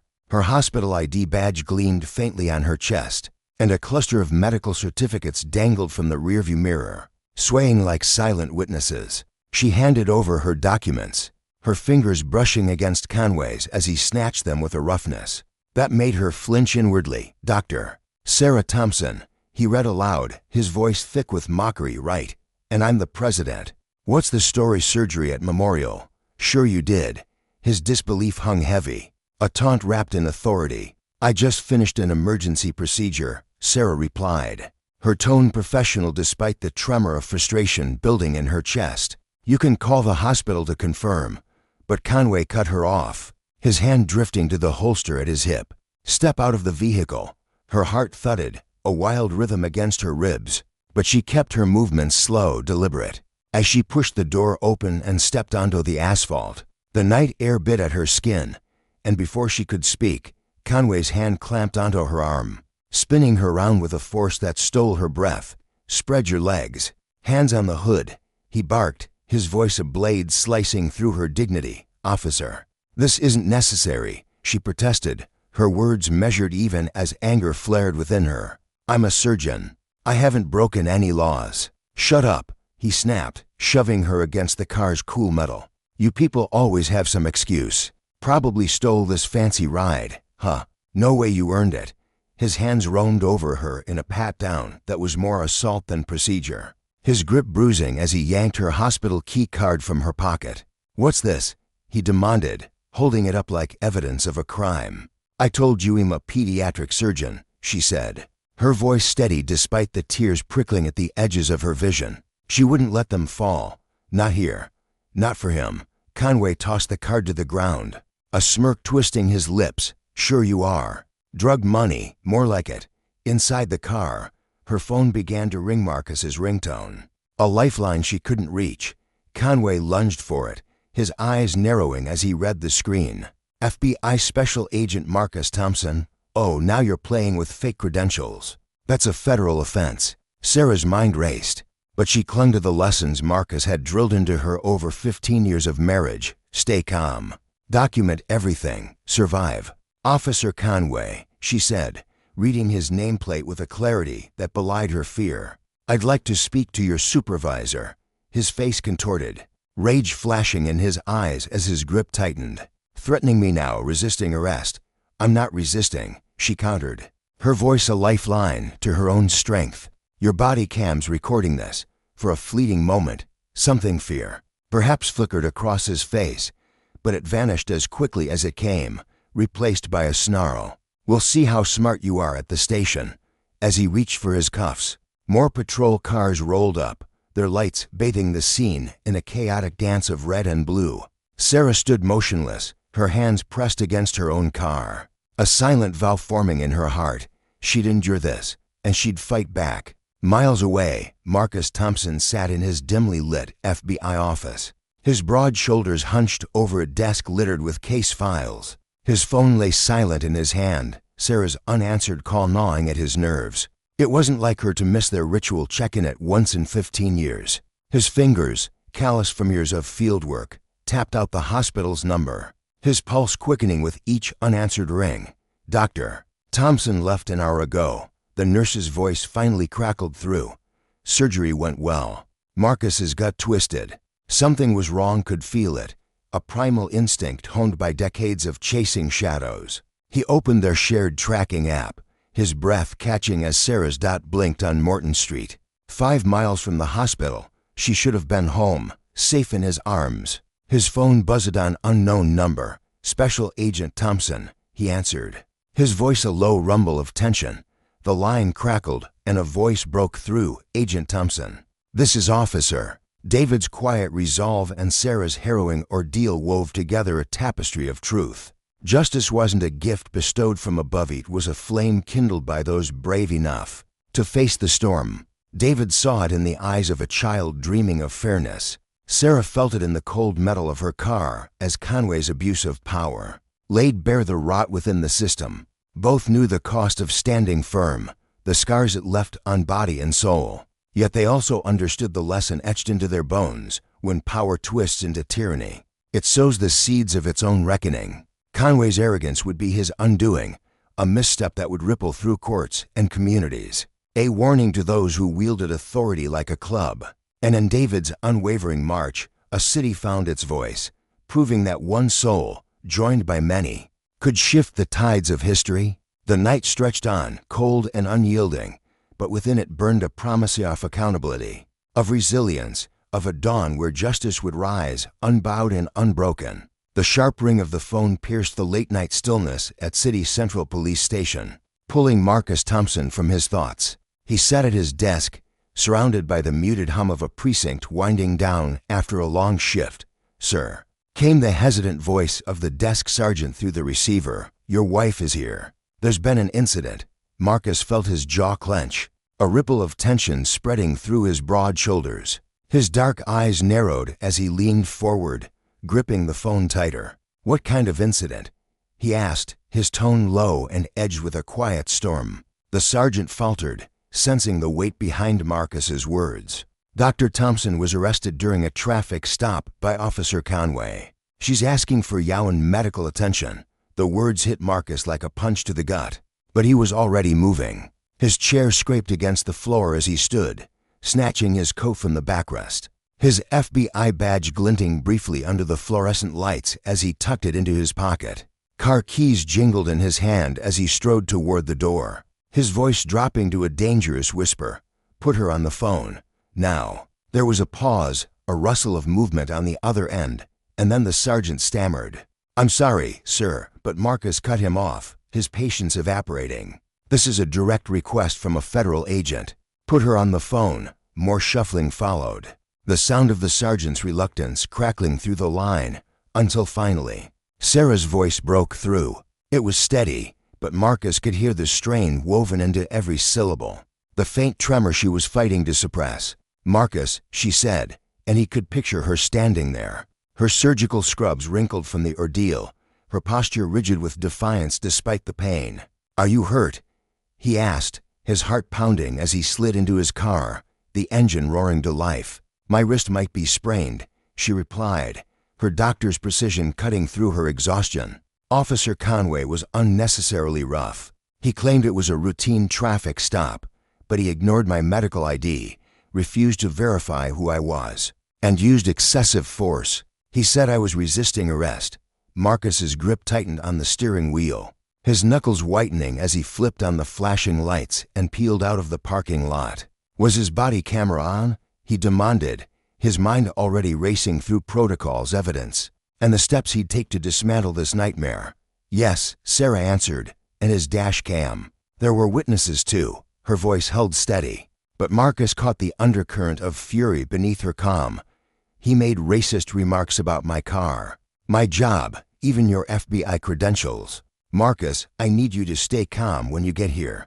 Everything's being recorded." Marcus exhaled slowly, forcing the fire in his chest to cool into something sharper, more focused. In his 20 years with the FBI, he'd seen the worst humanity had to offer crooked cops, corrupt systems, power twisted into a weapon. He'd learned that justice wasn't a blaze of vengeance. It was a slow, deliberate blade, honed by evidence and wielded with precision. "I'm bringing Agent Chen from Internal Affairs and Agent Williams from Civil Rights," he told her, his voice like steel. "We'll be there in 10 minutes. Don't sign anything. Don't say a word until we arrive." The precinct loomed ahead, a squat brick building, bathed in the harsh glow of sodium streetlights. When Marcus stormed through the doors, flanked by Chen and Williams, the air shifted. Conversations died mid-sentence, officers froze mid-step, and the desk sergeant's eyes widened at the sight of Marcus's FBI badge, and the cold fury etched into his face. He was an imposing figuretto, broad-shouldered, his dark suit cutting a stark silhouette against the chaos of the booking area. The sergeant scrambled to his feet, fumbling with the phone. "I'll get the captain," he muttered, his voice trembling. Sarah sat on a metal bench near the back, her presence a quiet rebellion against the indignity of the moment. Her wrist was swollen, a mottled purple blooming beneath her skin, and her surgical scrub still flecked with the faint stains of a child's surgery. She'd performed hours earlier hung loosely on her frame. Her hospital ID lay shattered on the floor, its plastic edges jagged, as if it had been stomped on in a fit of spite. Marcus's gaze locked onto her, and for a fleeting second, the ice in his demeanor melted into something tender, anguished. Then his eyes found Officer Conway. Conway stood a few feet away, his earlier swagger replaced by a jittery unease. He was younger than Marcus expected, mid-30s, weary, with a buzz cut and a smirk that hadn't fully faded despite the sweat beading on his forehead. The captain, a stocky man with graying hair and a perpetual frown, hurried over, hands raised in a placating gesture. "Agent Thompson, we're looking into this," he began. But Marcus's voice sliced through the air like a guillotine. "Then you can explain why a respected surgeon, fresh from saving a child's life, was arrested without cause, why she was denied medical attention, why her ID was destroyed." He turned to Chen, his tone arctic. "Secure all Bodycam footage, dispatch recordings, traffic camera feeds, everything, and I want Conway's full service record. Now." Conway stepped forward, his bravado a flimsy shield against the storm bearing down on him. "Now wait just a minute," he started, but Agent Williams, a weary man with a deceptively soft voice, cut him off. "I suggest you exercise your right to remain silent, officer. You're going to need it." The next hour unfolded like a meticulously choreographed dance. Sarah's wrist was finally tended to by a reluctant medic, her quiet dignity unshaken as she recounted the stop in precise, clinical detail. Marcus moved with the precision of a predator, gathering evidence, issuing orders, his FBI training evident in every measured step. The captain, sensing the tide turning against his precinct, placed Conway on immediate administrative levy, a desperate bid to stem the bleeding. As they left the station, Sarah's hand brushed Marcus's arm, her touch grounding him. "I know that look," she said softly, her voice a lifeline in the chaos. "You're planning something." He helped her into their car, his gentleness a stark contrast to the granite resolve he'd shown inside. "Not planning, honey," he replied, sliding into the driver's seat. Following procedure, Conway handed us everything we need for a federal civil rights investigation. And unlike him, we're doing this by the book. The engine hummed to life, his wedding ring catching the streetlight as he gripped the wheel. He thought he was untouchable, thought the system would shield him. A faint, steely smile tugged at his lips. He was wrong. Sarah studied him, her eyes tracing the lines of his not anger, but a fierce, unyielding determination. Conway had no idea what he'd unleashed, how his abuse of power had ignited a reckoning that would ripple far beyond this single night. The next morning, Marcus sat in his FBI office, the air thick with the scent of stale coffee and determination. Files spilled across his desk, their edges curling from hours of scrutiny, while a whiteboard loomed behind him, already crowded with timelines, names, and connections scrawled in his precise handwriting. His coffee sat untouched, steam long since faded, as he pored over Officer James Conway's service record. Agent Lisa Chen burst in, her arms laden with a box of files, her sharp eyes glinting with discovery. "You're not going to believe this," she said, dropping the box with a thud. "Conway's got 17 complaints of racial profiling in the last 3 years alone." Marcus leaned forward, his chair creaking under his weight. "How many were investigated?" Lisa pulled out a stack of folders, her movements brisk. "That's the kicker known. Every single one marked insufficient evidence and buried." She spread a series of photos across his desk. Black and Hispanic drivers, all pulled over in luxury cars, their faces a mix of frustration and fear. "He's got a type," she said. "Doctors, lawyers, business owners, successful minorities in nice cars, wearing nice clothes." Marcus's voice was steady, but his eyes burned, a pattern too clear to ignore. Lisa opened her laptop, clicking play on a dash cam video from 6 months prior. "Another doctor, another eerily similar stop." Conway's voice dripping with contempt, his hands rough as he yanked the man from his vehicle. Marcus scribbled notes, his pen digging into the paper, when his phone buzzed. A text from Sarah. "I'm okay, starting my shift, wrist hurts, but I've got lives to save." Her resilience, her refusal to bend even now, fueled him further. Agent Williams appeared in the doorway, his lean frame taut with urgency. "Marcus, you need to see this." He ushered in a young officer Rodriguez, his badge gleaming against his crisp uniform, his hands fidgeting nervously. "This is Officer Rodriguez," Williams said. "He's got something on Conway." Rodriguez sat, his shoulders hunched, his dark eyes darting around the room. "I've wanted to report him for months," he admitted, his voice cracking. "But he's protected union reps, Captain Stevens, they all cover for him. He's got dirt on everyone." Marcus hit record, leaning in as Rodriguez spilled years of pent-up truth. He painted a vivid picture, Conway's racist taunts echoing through the precinct, complaints vanishing into thin air, witnesses silenced by veiled threats. "Why now?" Marcus asked, his gaze piercing. Rodriguez straightened, resolve hardening his features. "What he did to your Wi-Fi was there. Back up on the scene. I saw it all. I can't sleep knowing we're letting him get away with it." For 2 hours, Rodriguez unraveled a web of corruption's dates, incidents piling up like kindling on Marcus's whiteboard. What began as one man's abuse of power sprawled into a network of complicity, a precinct rotting from within. By afternoon, Marcus had rallied a task force, FBI agents fanned out across the city, coaxing testimony from Conway's past victims, men and women who'd long feared speaking out. Sarah's story, the attack on an FBI agent's wife, became their rallying cry, a spark igniting their courage. During her lunch break, Sarah called, her voice cutting through the hospital's distant clamor. "How's it going?" she asked. Marcus glanced at his whiteboard, now a sprawling map of injustice. 17 cases like yours, successful minorities, all in luxury cars. Conway's got a system: provoke, escalate, then cry resisting arrest, just like he did with you. Sarah's breath caught, a quiet fury simmering. "He didn't just target me," she said. "He targeted us, but he messed up. I'm a surgeon. You're FBI, and it's all on tape. We're building an airtight case," Marcus replied, his voice grim but resolute. "Civil rights violations, abuse of power, false arrest, excessive force. It's bigger than Conway. We've got a network of enablers in our sights." Sarah's tone turned cautious. "Be careful, Marcus. Men like that get desperate when cornered."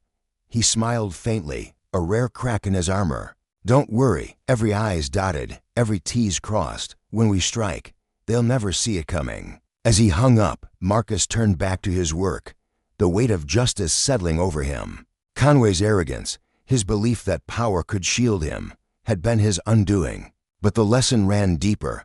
Abuse of authority didn't just harm its victims, it eroded trust, fractured communities, and invited consequences that no badge could deflect. For Marcus, this wasn't just a case. It was a mission to prove that no one at Conway, not his protectors, was above the law. The air in the conference room buzzed with tension as Marcus Thompson stood before his task force. All 20 agents assembled around a long oak table cluttered with stacks of files, photographs, and scribbled notes. Their faces, illuminated by the flickering glow of a projector, reflected a shared resolve as Marcus pointed to the towering screen behind him. There, Officer James Conway's smug face stared back at them, his official police portrait a stark contrast to the ugliness they'd uncovered. Marcus's voice cut through the hum of anticipation, steady but laced with an undercurrent of fury he could barely contain. "Here's what we've got so far," he began, his eyes sweeping the room. "Conway isn't just some prejudiced cop acting out on a whim. He's a symptom, a festering piece of a much bigger rot. And thanks to what he did to Dr. Sarah Thompson, we've finally got the leverage to rip it all open." He paused, letting the weight of his words settle. Around him, the agents shifted in their seats, some clutching coffee mugs, others flipping through evidence logs, but all of them locked onto his every syllable. "Let me be crystal clear," Marcus continued, his tone sharpening. "This isn't about settling a personal score. This is about justice, raw, unyielding justice. It's about safeguarding the rights of every single person out there who's ever felt a badge turn into a weapon. It's about making damn sure no one else has to endure what my wife went through at that man's hands." The room pulsed with silent agreement, a collective fire igniting in their eyes. The investigation had officially kicked off, and Conway's days of hiding behind his uniform were ticking down fast. That badge he wore so arrogantly, it was about to become the noose tightening around his neck. 2 weeks had passed since Sarah's airstand incident that still gnawed at Marcus's gut. Every time he closed his eyes and saw her trembling hands cuffed behind her back, his office had morphed into a war room, its walls plastered with sprawling maps tracing every traffic stop Conway had made over the past 5 years. Red pins dotted the paper like bloodstains, each one marking a stop involving a minority driver, forming a pattern so blatant it practically screamed. Marcus stood in the center of it all, sleeves rolled up, tie long discarded, his mind racing as he connected dots that painted a picture of systemic cruelty. The door burst open, and Agent Lisa Chen stormed in, her cheeks flushed with excitement, her dark hair slightly askew from running. "Marcus, you're not gonna believe this," she said, breathless, slamming her laptop onto his cluttered desk. Conway thought he'd wiped his Bodycam footage from that night with Sarah, thought he'd covered his tracks, but our tech team, they dug it all up every last frame. Marcus leaned in, his heart pounding as Lisa hit play. The screen flickered to life, and there it was, Conway in all of his unfiltered malice. The footage captured every venomous word spilling from his mouth, every shove of his hands against Sarah's shoulders, her face a mask of shock and defiance as he loomed over her. Then came the kicker, Conway turning to his partner, a sneer curling his lips as he muttered, "These rich ones always think they're special. Time to teach another one a lesson." Marcus's pen scratched furiously against his notepad, his jaw tight. "Premeditation," he said, almost to himself. He saw a successful black woman in a fancy car and decided to tear her down. This wasn't random. It was a choice. The realization burned in his chest, not just anger, but a cold, clear understanding of the man they were up against. Before he could process further, his phone buzzed sharply against the desk. He snatched it up, and Officer Rodriguez's hushed voice crackled through. "Agent Thompson, they're moving fast down here. Captain Stevens just ordered a full review of Conway's record, says they're updating them. But I saw it myself, they're shredding complaints, wiping files clean." Marcus's lips twisted into a grim smile, a predator catching the scent of prey. "Let them try," he said, his voice low and steady. "We've already got duplicates of everything." He hung up and turned to Lisa, who was still riding the high of her discovery. "Time to hit them with the warrants. Let's move." Within the hour, FBI agents swarmed the police department's records office like a tidal wave. Clerks froze mid-task, their hands hovering over keyboards as federal badges flashed and boxes of files were hauled away. Captain Stevens barreled out of his office, his face a blotchy red, veins bulging at his temples. "You've got no right," he bellowed, jabbing a finger at Marcus. "This is a local matter." Marcus didn't flinch. He held up the federal warrant like a shield, his voice calm but cutting. "Actually, Captain, the second you and Conway trampled my wife's civil rights, this became my jurisdiction, and trying to bury evidence." He shook his head, a faint smirk tugging at his lips. "That's just digging your own grave deeper," Stevens sputtered, but the agents kept moving, seizing computers and paper trails while the captain's authority crumbled before his eyes. Across town, Sarah sat in a sterile Department of Justice office, her hands folded tightly in her lap as she recounted her story to a pair of sharp-eyed lawyers. Her voice was steady, each word precise, a surgeon's clarity guiding her memory. "That night," she said, her eyes distant but fierce, "I just finished a 14-hour surgery saving a kid's life. Conway didn't just attack men, took a doctor away from her patients. He turned my scrubs into a target." Her colleagues had rallied behind her, too. Nurses and fellow surgeons stepped forward with statements, painting a vivid picture of a woman who lived for her work, who'd spent years stitching lives back together. The hospital administration didn't hesitate either, handing over security footage of Sarah leaving that night still in her green scrubs, exhaustion etched into her posture along with time cards and patient charts that locked her timeline in stone. Back at the FBI office, Marcus barely had time to catch his breath when Jimmy, a weary young technician with a mop of curly hair, shuffled in clutching a hard drive. "Sir, we hit gold," he said, his voice trembling with excitement. "Conway's private emails is part of this online group.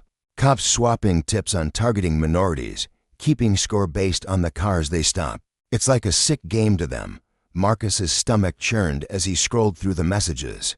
Conway's words leaping off the screen, boasts about teaching them a lesson, tallying points for every luxury sedan he pulled over. "This isn't just one rotten apple," Marcus muttered, his fists clenching. "This is a whole damn orchard. How far does it spread?" The evidence snowballed from there. Rodriguez's courage sparked a domino effect. More officers stepping out of the shadows with their own accounts. Security cameras from shops along Morton Street offered new angles of Sarah's arrest, each frame a silent witness to Conway's aggression. Local news caught wind of the story, airing reports that dredged up similar cases, urging victims to break their silence. Marcus's phone buzzed again. Sarah, texting between surgeries. "Just finished another one. How's it going?" He tapped back, building a case they can't escape. "Conway and his buddies won't see it coming." She replied with a heart emoji, then added, "Don't forget it's not revenge. It's change." He stared at her words, then at the wall of evidence his team had pieced together. She was right. This wasn't just about Conway anymore. It was about dismantling the machinery that propped him up. Agent William strode in next, a thick stack of files under his arm. "Marcus, Conway's bank records," he said, spreading them across the desk. "Regular deposits from a police union slush fund. Bigger payments every time a complaint against him got buried." Marcus's eyes narrowed as he pinned this new thread to the caseboard. The puzzle snapping into place. A corrupt cop shielded by a corrupt system. All of it laid bare in black and white. Get the U.S. Attorney's office on the line. He told his team, his voice firm. "We're moving now. Triple backup every shred of evidence, more disappearing acts." He glanced at Conway's photo on the board, its edges curling from the humidity. Justice was closing in, and no badge or union cash could outrun it. Monday morning dawned gray and heavy, and Officer Conway swaggered into the precinct like nothing had changed. He was on leave, but he wore his uniform anyway, the brass gleaming as if it could still shield him. The other officers watched him pass, their eyes cold, their greetings swallowed by an uneasy silence. The whispers about the FBI had spread like wildfire. One wanted to stand too close to the man.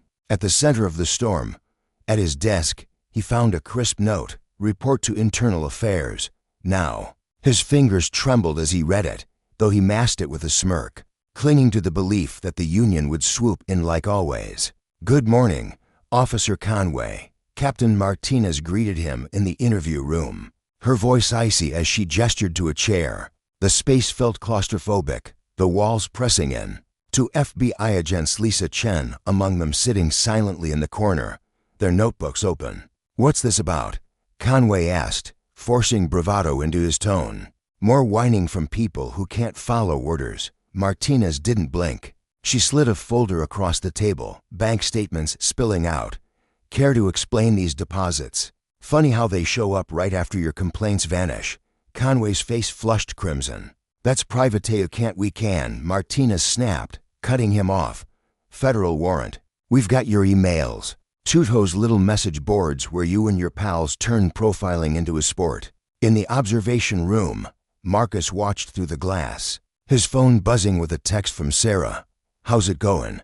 He typed back, "Tune in tonight. It's all hitting the fan." Back inside, Conway's composure cracked as Martinez piled on evidence photos of every minority driver he'd targeted, stats showing his obsession with high-end cars, the recovered Bodycam footage replaying his slurs in damning clarity. "This isn't fair," Conway exploded, leaping to his feet, jabbing a finger at the agents.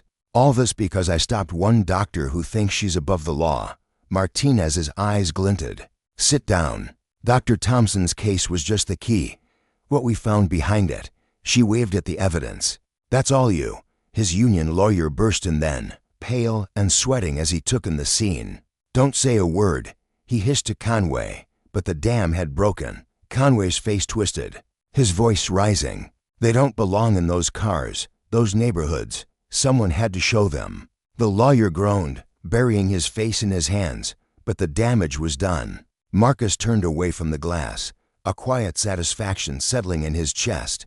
This wasn't just a takedown, it was a reckoning. Conway's abuse of power had unraveled a web of corruption, and the consequences would ripple far beyond him. Justice wasn't just coming, it was here, and it carried a lesson etched in stone: wield power to oppress, and it will turn to ash in your hands. In the dimly lit observation room, Marcus Thompson leaned back in his chair, a slow, triumphant smile spreading across his face. The air was thick with tension, but for him, it carried the sweet taste of victory. They had irrefutable proof, captured on tape, Officer James Conway's voice, dripping with venom, confessing 2 years of racial bias. Every word he'd spoken was a nail in the coffin of his career, a career built on intimidation and abuse. Marcus's heart thudded with a mix of relief and righteous anger. As he watched Captain Martinez rise from his seat, his broad shoulders squared with authority. The captain's face was a mask of calm resolve, but his eyes burned with disgust as he turned to Conway. "Officer James Conway," Martinez began, his voice steady and commanding, cutting through the stifling silence like a blade. "Internal Affairs is suspending you without pay, effective immediately. Furthermore, we're recommending your termination and pursuing criminal charges."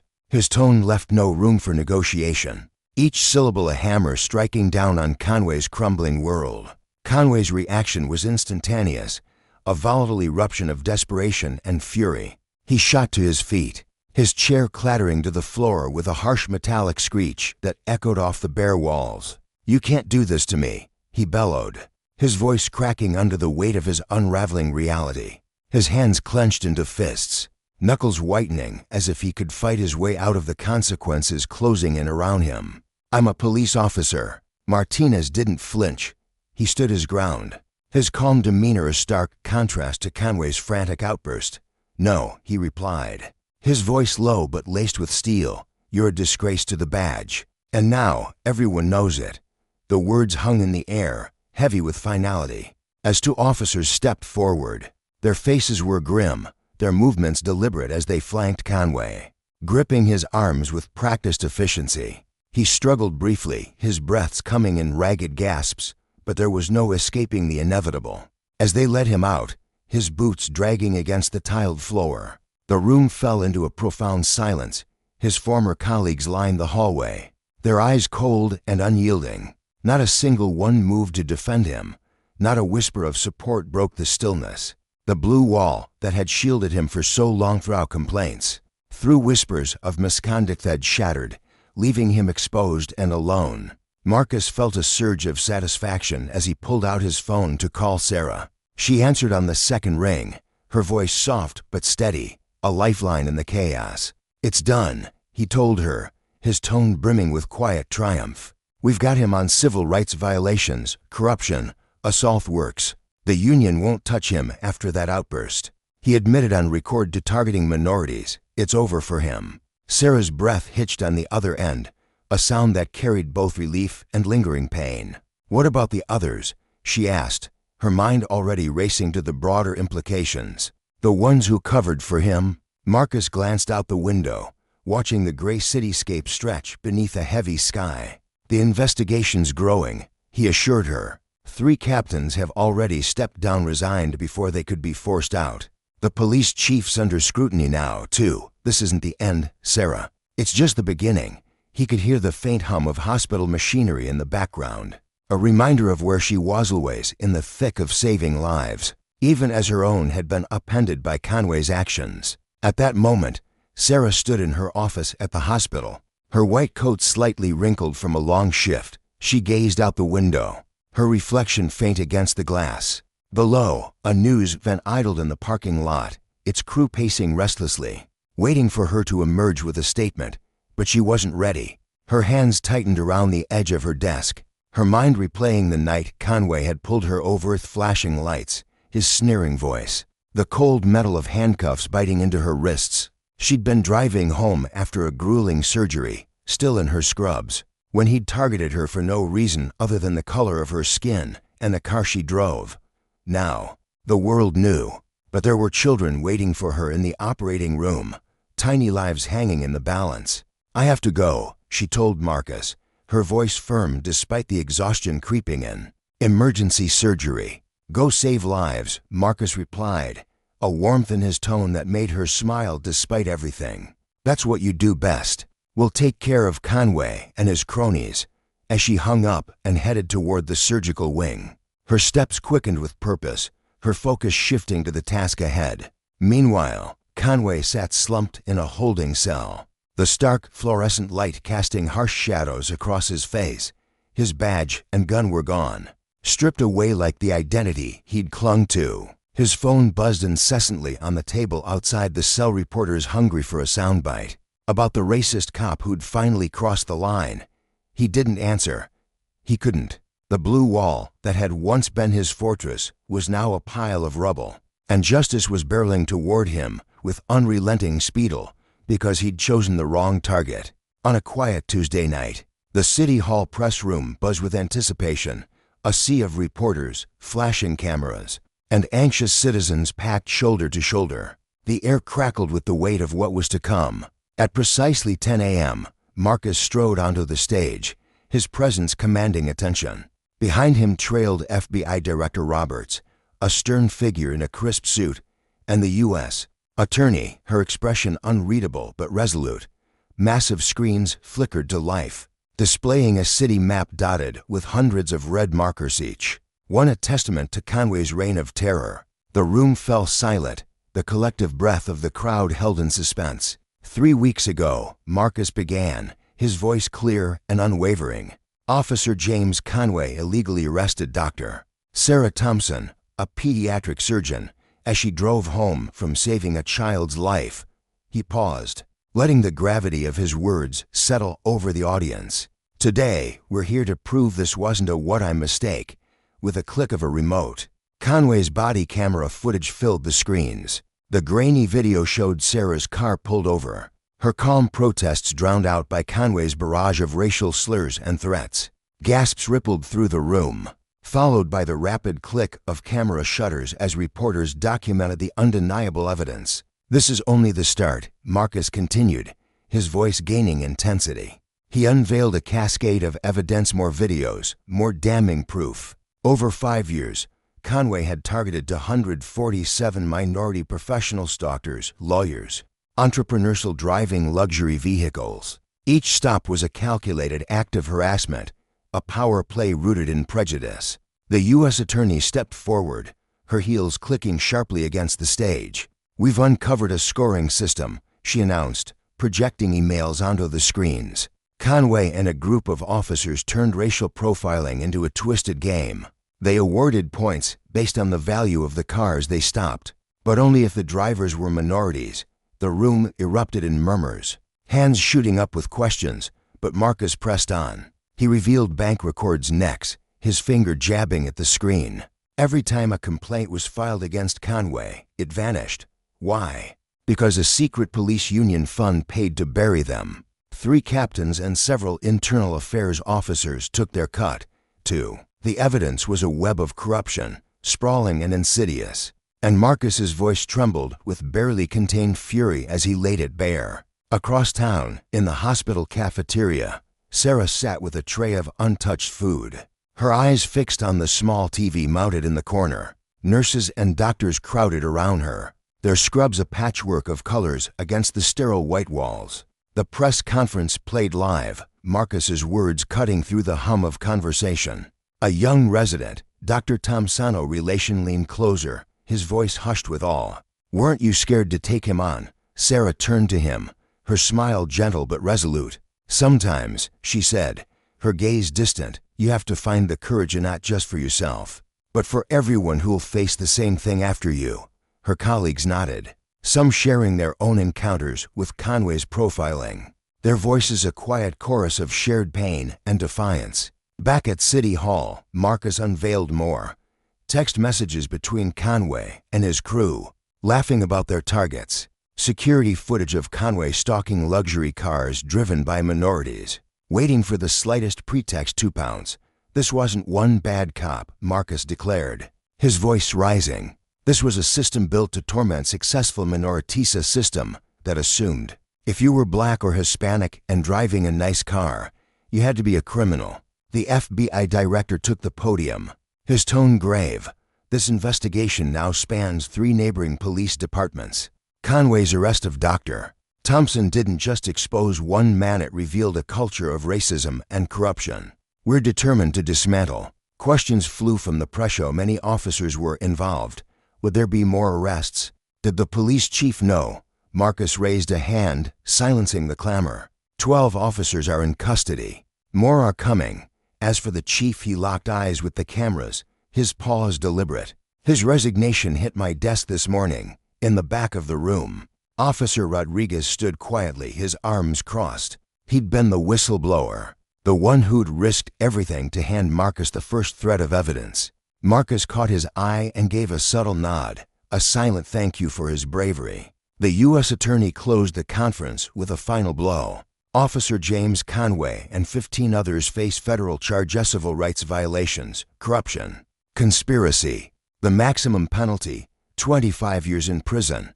As the room erupted in chatter, Marcus's phone buzzed. A text from Sarah. "Just watched it all. You did good. Having dinner with some of Conway's other victims tonight. They want to start a support group."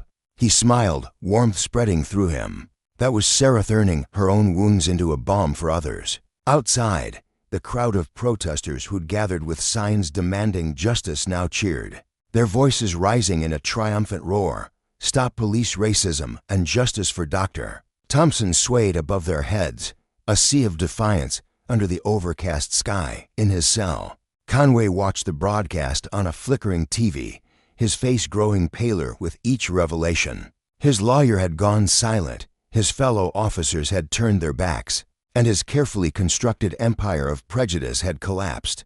The truth was out, stark and unforgiving, and there was nowhere left to hide. Weeks later, the federal courthouse buzzed with an unusual energy on a crisp Monday morning. The air was sharp with the bite of early spring, and inside, the courtroom was packed. James Conway sat at the defendant's table, his orange jumpsuit a garish contrast to the polished wood around him. The arrogant smirk he'd once worn like armor was gone, replaced by a hollow, fearful stare. His hands fidgeted in his lap, the clink of his shackles a faint, constant reminder of his fall. In the front row, Sarah and Marcus sat hand in hand, their fingers intertwined with quiet strength. Behind them stretched a line of Conway's other victims, doctors in crisp suits, lawyers with briefcases, business owners with determined expressions united by the shared weight of his cruelty. Officer Rodriguez sat with the FBI team, his posture rigid, but his eyes bright with pride. He'd been a beat cop, a man of few words, but his decision to come forward had sparked this reckoning. His wife had begged him to stay quiet, fearing retaliation, but he'd told her, "If I don't speak, who will?" Now, he watched justice unfold, his sacrifice validated. "All rise," the bailiff's voice boomed, and Judge Maria Rodriguez swept into the room, her black robe billowing like a storm cloud. The prosecutor stood, a thick folder of evidence in hand. "Your Honor, the United States presents case number 2024 CR 789, the People versus James Conway and 15 co-defendants." Conway glanced back, his eyes darting to the empty seats where his family should have been. His wife had left him, filing for divorce the day the scoring game hit the news. Even his brother, a fellow cop, had refused to show. "Mr. Conway," the prosecutor began, his voice sharp, "you're charged with multiple federal civil rights violations, corruption, assault, and conspiracy. How do you plead?" Conway's new public defender, a harried man replacing the union lawyer who'd bailed, stood. "Your Honor, my client wishes to change his plea to guilty." A ripple of whispers swept the room, and Sarah's grip on Marcus's hand tightened, her breath catching in her throat. Judge Rodriguez leaned forward, her gaze piercing. "The defendant's prior denials are well documented. Why the shift, Mr. Conway?" He rose slowly, chains rattling, his shoulders slumped under an invisible weight. I understand what I did was wrong," he said, his voice trembling, barely audible. "Prejudice and power, they corrupted me. I targeted innocent people because of their race." He stared at the floor, unable to meet the eyes boring into him. "The evidence is clear. I can't hide anymore." The judge's expression remained stern, but a flicker of something satisfactory perhaps crossed her face. "Are you making this statement freely?" she asked. "Yes, Your Honor," he whispered, defeated. Sarah exhaled, a tear slipping down her cheek, not from sorrow but from the weight of vindication. Marcus squeezed her hand, his own eyes glistening. Around them, Conway's victims murmured to one another, their relief palpably shared release of years of silenced pain. The lesson was stark and undeniable. Justice, though slow, was relentless. Conway's abuse of power had thrived in the shadows, propped up by a system that turned a blind eye. But when that system faltered, when the light of truth broke through, the consequences were swift and severe. His downfall wasn't just a personal reckoning, it was a warning to every officer who'd ever wielded their badge as a weapon, every captain who'd buried a complaint, every chief who'd looked the other way. Power, unchecked, bred corruption, but justice, when it came, spared no one. And as the gavel fell, the sound echoed like a promise. Change was here, whether they were ready or not. The courtroom buzzed with tension as the prosecutor laid out the terms of Conway's plea deal, each word landing like a stone in the stillness. 15 years behind the bars of a federal prison awaited him, a sentence that would strip away not just his freedom, but the very identity he'd clung to. His pension, earned over decades of service, would vanish, and the doors to law enforcement would slam shut forever, locking him out of the world he'd once ruled with an iron grip. But the punishment didn't end there. He'd have to face his victims, one by one, and offer a public apology, a bitter pill for a man who'd spent years believing he was above accountability. Conway stood there, shoulders hunched, his once confident demeanor crumbling under the weight of his own choices. His hands trembled faintly as he absorbed the reality. The badge he'd worn as a shield had become his shackles. Inside the courtroom, the air was thick with the echoes of betrayal.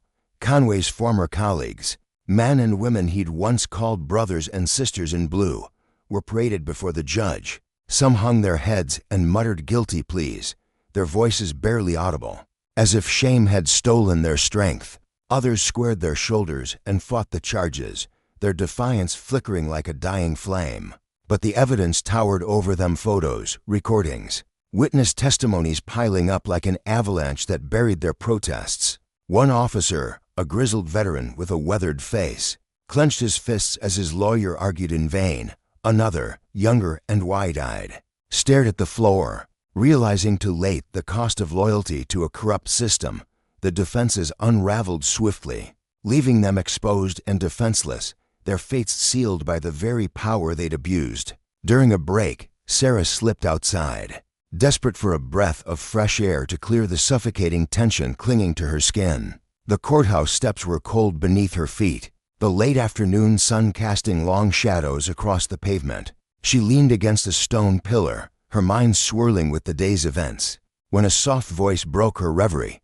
"Dr. Thompson," it said, tentative yet warm. She turned to see a young black medical student, his white coat crisp, but his eyes carrying a quiet gratitude. "I just wanted to thank you," he continued, shifting his weight nervously. "Conway used to stop me all the time on my way to school, harassing me, making me feel small. I was too scared to say anything back then. But after your case," he paused, a shy smile breaking through. "I'm not afraid anymore." Sarah's chest tightened with a mix of pride and sorrow. She could see herself in him, the dreams he carried, the fear he'd overcome in that moment. The fight felt worth it. Back inside, Marcus stood near the courtroom's heavy oak doors, his sharp FBI agent eyes scanning the scene unfolding before him. More officers stepped forward, their confessions spilling out like water breaching a dam.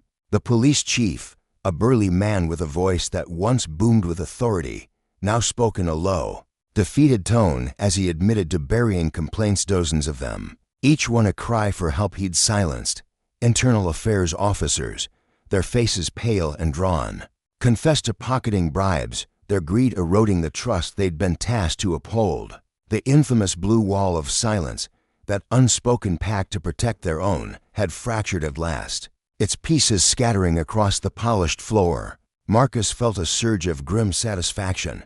He'd seen too many cases where that wall held firm, shielding corruption from the light. Now it was gone, and the department would never be the same. Outside, the new police commissioner faced a swarm of reporters, his crisp uniform a stark contrast to the chaos he'd inherited. "We're turning this around," he declared, his voice steady despite the flashing cameras. "Mandatory bias training for every officer. A community oversight board with real power. Body cameras that stay on, no exceptions. This will not happen again." His words carried a promise, but also a warning. The old ways were dead, and anyone clinging to them would be left behind. The crowd murmured, some nodding in approval, others scribbling notes furiously, sensing the shift in the wind. When court resumed, Judge Rodriguez fixed Conway with a stare that cut through the room's stifling air. "Mr. Conway," she began, her tone sharp yet measured, "you didn't just betray your badge, you turned it into a weapon. You took the trust the public placed in you and twisted it, using your authority to harm the very people you swore to protect." Her words landed hard, and Conway flinched, his eyes darting to the floor. "Worse still," she continued, "you built a system that dragged others down with you, poisoning this department from the inside out." The judge paused, letting the silence amplify her judgment. "But your guilty plea and cooperation have shone a light on this rot, helping us root it out. For that, I'll honor the plea deal, 15 years in federal prison." Conway's knees buckled slightly as the gavel fell, a faint tremor running through him as the bailiff approached. Justice, cold and unyielding, had found him at last. As Conway was led away, his shackles clinking faintly, he paused near Sarah and the young student, who'd lingered by her side. "Dr. Thompson," he said, his voice a hoarse whisper, "I'm sorry for what I did to you, to everyone. I was wrong." His eyes, once sharp with arrogance, now glistened with something raw regret, perhaps, or the first flicker of shame. Sarah met his gaze, her expression calm but unyielding. "Use these 15 years to learn, Mr. Conway," she replied softly. "Learn and change. That's all anyone can ask of you now." He nodded, a small, broken gesture, before the bailiff tugged him forward, his figure shrinking into the hallway's shadows. Outside the courthouse, the late afternoon sun dipped low, painting the sky in hues of orange and gold. Reporters swarmed Marcus and Sarah, their microphones thrust forward like spears. "How does it feel to see justice served?" one shouted, his voice cutting through the clamor. Sarah paused, her dark hair catching the fading light as she considered the question. "This isn't about revenge," she said finally, her tone firm yet reflective. "It's about ensuring no one else has to endure what I did, what so many others did. It's about stopping the harassment, the discrimination, from those who are supposed to protect us." Marcus stood beside her, his chest swelling with pride. His wife had taken a nightmare and forged it into something powerful, something good. Already, ripples were spreading. Police departments nationwide were scrutinizing their own practices, terrified of becoming the next cautionary tale. That evening, Sarah returned to her hospital rounds, the sterile scent of antiseptic a comforting contrast to the courtroom's tension. Her white coat hung heavy with responsibility, but her steps were light, fought and won, not just for herself, but for countless others. Across town, Marcus hunched over his desk at the FBI office, paperwork sprawling before him like a battlefield map. Justice had prevailed today, but their mission was far from over. Sarah's support group for victims of police profiling was gaining traction, its meetings packed with faces eager for change. Marcus, meanwhile, was pouring his expertise into new FBI training programs, designed to sniff out and snuff out racial bias before it could take root. Conway's racist traffic stop, meant to intimidate one successful black woman, had instead ignited a firestorm of reform, proving that abuse of power could backfire in ways he'd never imagined. A year later, the city's police department bore little resemblance to its former self. Fresh faces filled the precinct, their uniforms crisp and their attitudes shaped by a new era. Policies had shifted. Body cameras were now mandatory, their lenses unblinking. Every traffic stop reviewed by a civilian board with sharp eyes and sharper questions. Officers underwent rigorous training on racial bias, led by Captain Rodriguez, a weary man with a quiet intensity who'd once risked everything to expose Conway's crimes. Dr. Thompson was out there saving lives while Conway was destroying them. He'd tell his rookies, his voice low but firm, "Which one do you want to be?" The department had even opened its doors wider, recruiting minorities to join the force, their presence a living rebuke to the old guard's prejudices. Sarah stood at a podium in the hospital's main conference room, the hum of anticipation filling the air. A banner behind her fluttered slightly, its bold letters proclaiming Equal Justice Initiative, 1-year anniversary. Before her sat a sea of medical students, their faces bright with curiosity and hope. "What happened to me that night wasn't just about one traffic stop," she said, her voice steady but laced with emotion. "It was about dismantling a system that crushed too many people for far too long." She remembered the cold metal of handcuffs, the sneer in Conway's voice, and the fear that had gripped her. Fear she'd turned into fuel. In the audience, Marcus watched, his heart swelling. The support group she'd started had blossomed into a national network, with offices in 12 cities, offering a lifeline to minorities battling discrimination and a bridge to rebuild trust with law enforcement. After her speech, a young black resident approached, her stethoscope glinting under the fluorescent lights. "Dr. Thompson," she said, her voice trembling with awe, "your story kept me in medical school when I wanted to give up. And now, when I get pulled over, the officers there are professional, respectful." Sarah smiled, a warmth spreading through her as she recalled the days when every siren sent her pulse racing. "That's because they're being trained right," she replied. "And they know we're watching." Across town, Marcus sat with police chiefs from other cities, his new badge of honor program laid out before them. Conway's case changed everything, he told them, his tone clipped and certain. His sentence sent a message: no badge can shield you if you abuse your power. In prison, Conway's days stretched long and gray, the clang of cell doors a constant reminder of his fall. News reports trickled in, showing him counseling other officers caught in the same trap he'd once set, profiling minorities, letting hatred steer their hands. He'd sit with them in a drab room, his voice low as he recounted his story, a warning etched in every word: this is where prejudice leads. Back in the city, Sarah's hospital had adapted too, issuing special ID cards for late shift staff and forging direct lines with local police to verify medical personnel or more arrests born of suspicion or spite. That evening, Sarah and Marcus hosted a dinner in their warm, softly lit home, the table crowded with Conway's former victims, doctors, lawyers, business owners, successful minorities who'd once lived in the shadow of police harassment, raised their glasses in a toast. "Conway wanted to put us in our place," Michael, a lawyer with a deep laugh, said as he stood. "Well, this is our place, successful, strong, together." The room hummed with agreement, and through the window, police cars rolled by, their lights no longer a threat. Inside those cars sat officers of a new generation, trained to serve everyone equally, their presence a quiet reassurance. Sarah's phone buzzed, pulling her from the moment. A message from the hospital glowed on the screen, the little boy she'd saved the night. Conway arrested her, the one whose life had hung by a thread, had just been accepted to medical school. "He wants to be a surgeon," she told the group, her eyes shining. "Like the doctor who helped him when he was 6. Marcus squeezed her hand, a silent acknowledgement of the ripple effect. One act of hate had birthed countless acts of love and change. Conway's racism had aimed to break them, but instead, it had forged something unbreakable. The next morning, Sarah drove to work in her Mercedes, the engines per familiar comfort. A police car passed, and the officer in city, a young woman with a quick smile, waved. No profiling, no harassment, no fear.